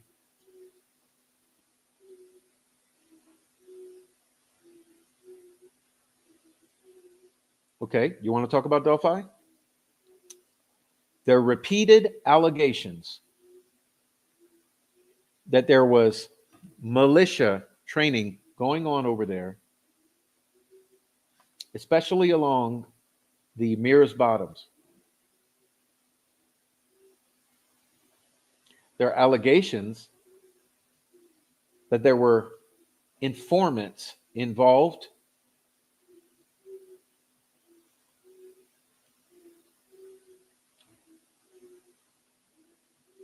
in the situation that led to the murders of Abby and Libby.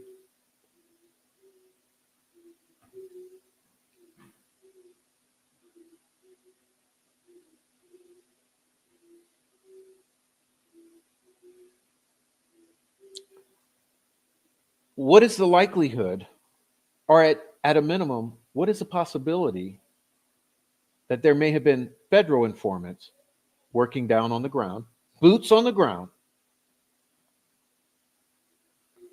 in the day and the days leading up to the deaths of Abby and Libby in Delphi? Were we only dealing with local informants? Derek German, possibly. Garrett Kurtz, possibly. Were we possibly dealing with federal informants? Was there some sort of situation going on with the informants and the law enforcement and the meth dealers?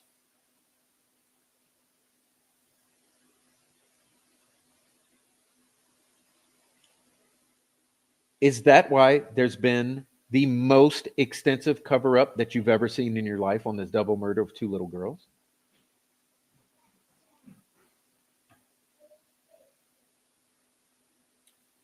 Is it like Eric Williams says, that it was cops and criminal informants and the girls walked into it and they ended up dead?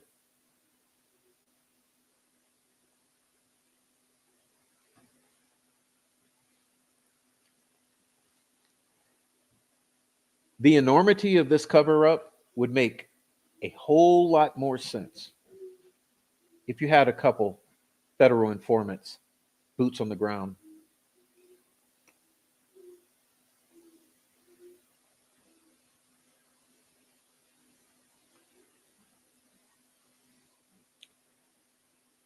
Wake-up call for you. Whether you like it or not, there's a political sea change that's coming to the FBI. in January. That's next month.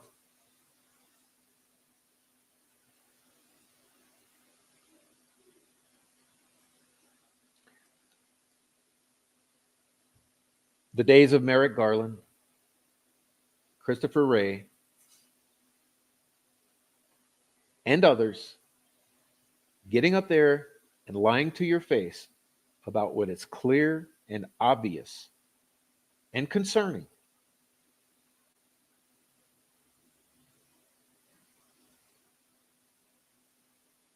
Those days are coming to an end.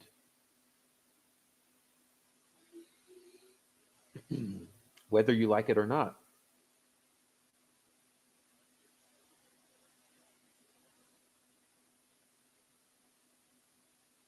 Hopefully, all that we just read or heard, hopefully those days are coming to an end.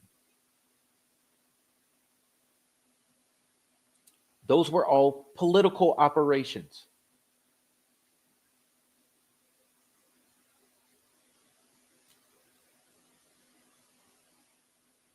The courts should not be the venues of political operations. Federal law enforcement should not be a tool of political operations.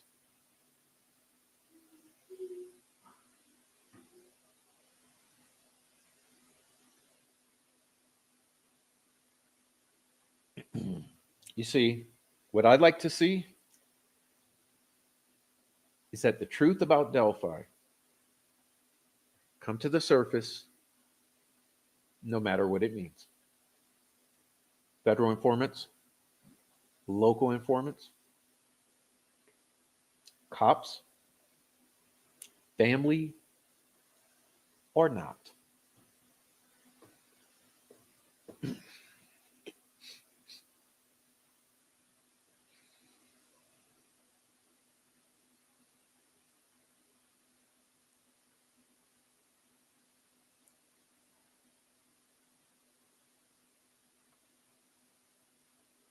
So,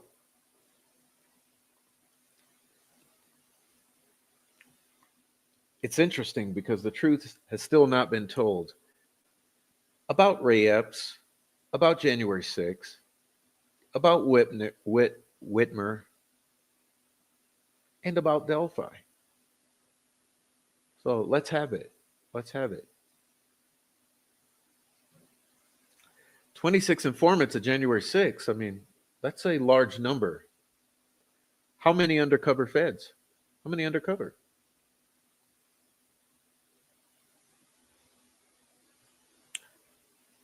$12 plus CIs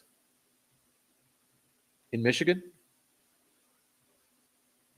How many undercover?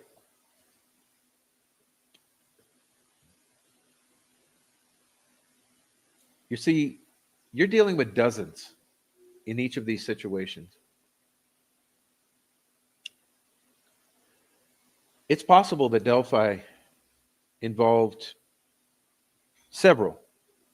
And if that's the case, you would always cover it up.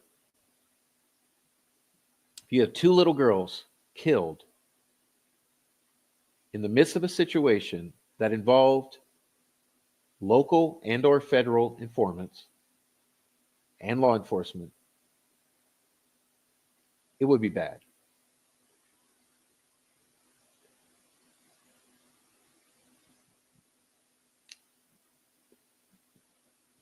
It would demand the enormity of a cover-up similar to that which it appears is happening in Delphi. Remember, we've asked these questions. How could they? How could they be so obvious? Everyone says, how? You know how many people that would take? Yes, I do.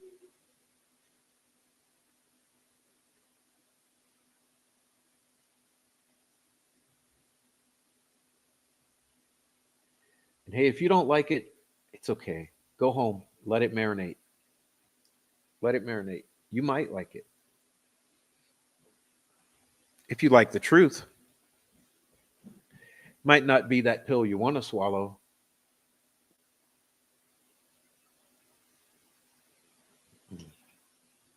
But that is what it is. So that was our Ray Epps and the FBI's Confidential Criminal Informants show.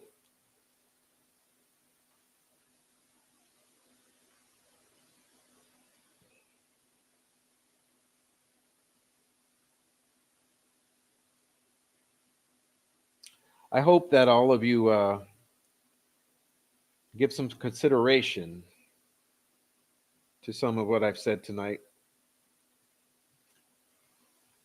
It's not pleasant to think about. I mean, feds are supposed to be there to protect and serve, protect us, right? That's the ideal, anyway. Anyway,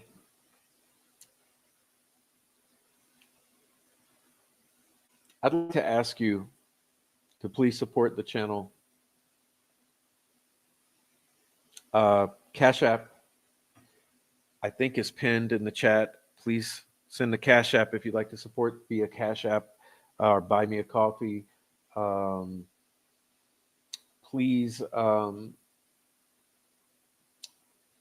there's also super chats, hit the like, etc. I'd like to especially thank Ashes to Ashes for renewing her membership, Heather Brown for $1.99 super chat, and Jake Brooks for a $9.99 super chat. Thank you, Jake Brooks. Anyone who is on the replay, please be aware you can support the channel and also leave a comment down below, because the comments down below do support the channel. In that it keeps us talking. Okay, talking is good. Talking is very good. So yeah, that was pretty serious, and it's not my favorite thing to discuss, but I felt it needed to be done, especially with the recent news that we had 26 informants at a minimum January 6th. But we've known that all along. It's just they're beginning to admit that something in that direction happened. Okay. But only 3 or 4 went in. Anyway. And hey, people are people. So there are definitely some good people in the FBI. Don't get me wrong. Here and there, sprinkled throughout your local field offices, there's some good people. But we haven't liked what we've seen. Okay, we haven't liked it. So what happened to Delphi? Why is it being covered up?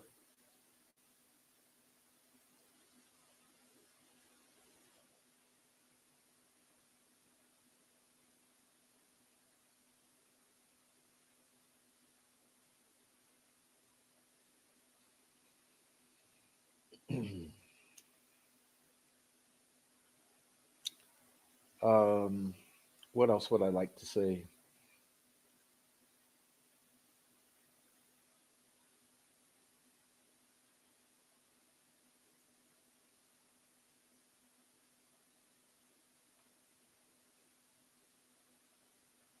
I have a question for you. Before we go, I'm not going to make a big deal out of it.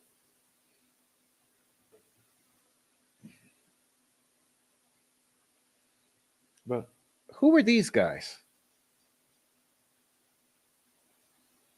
Who are these guys?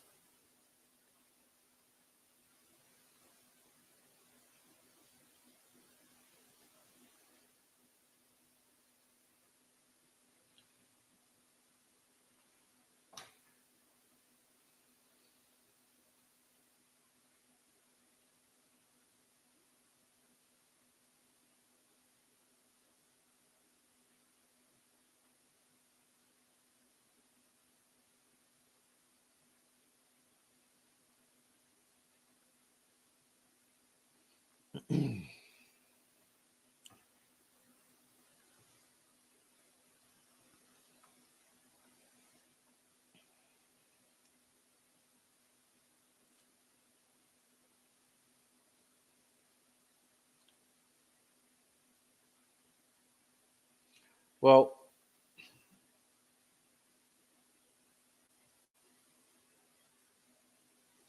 yeah. God bless.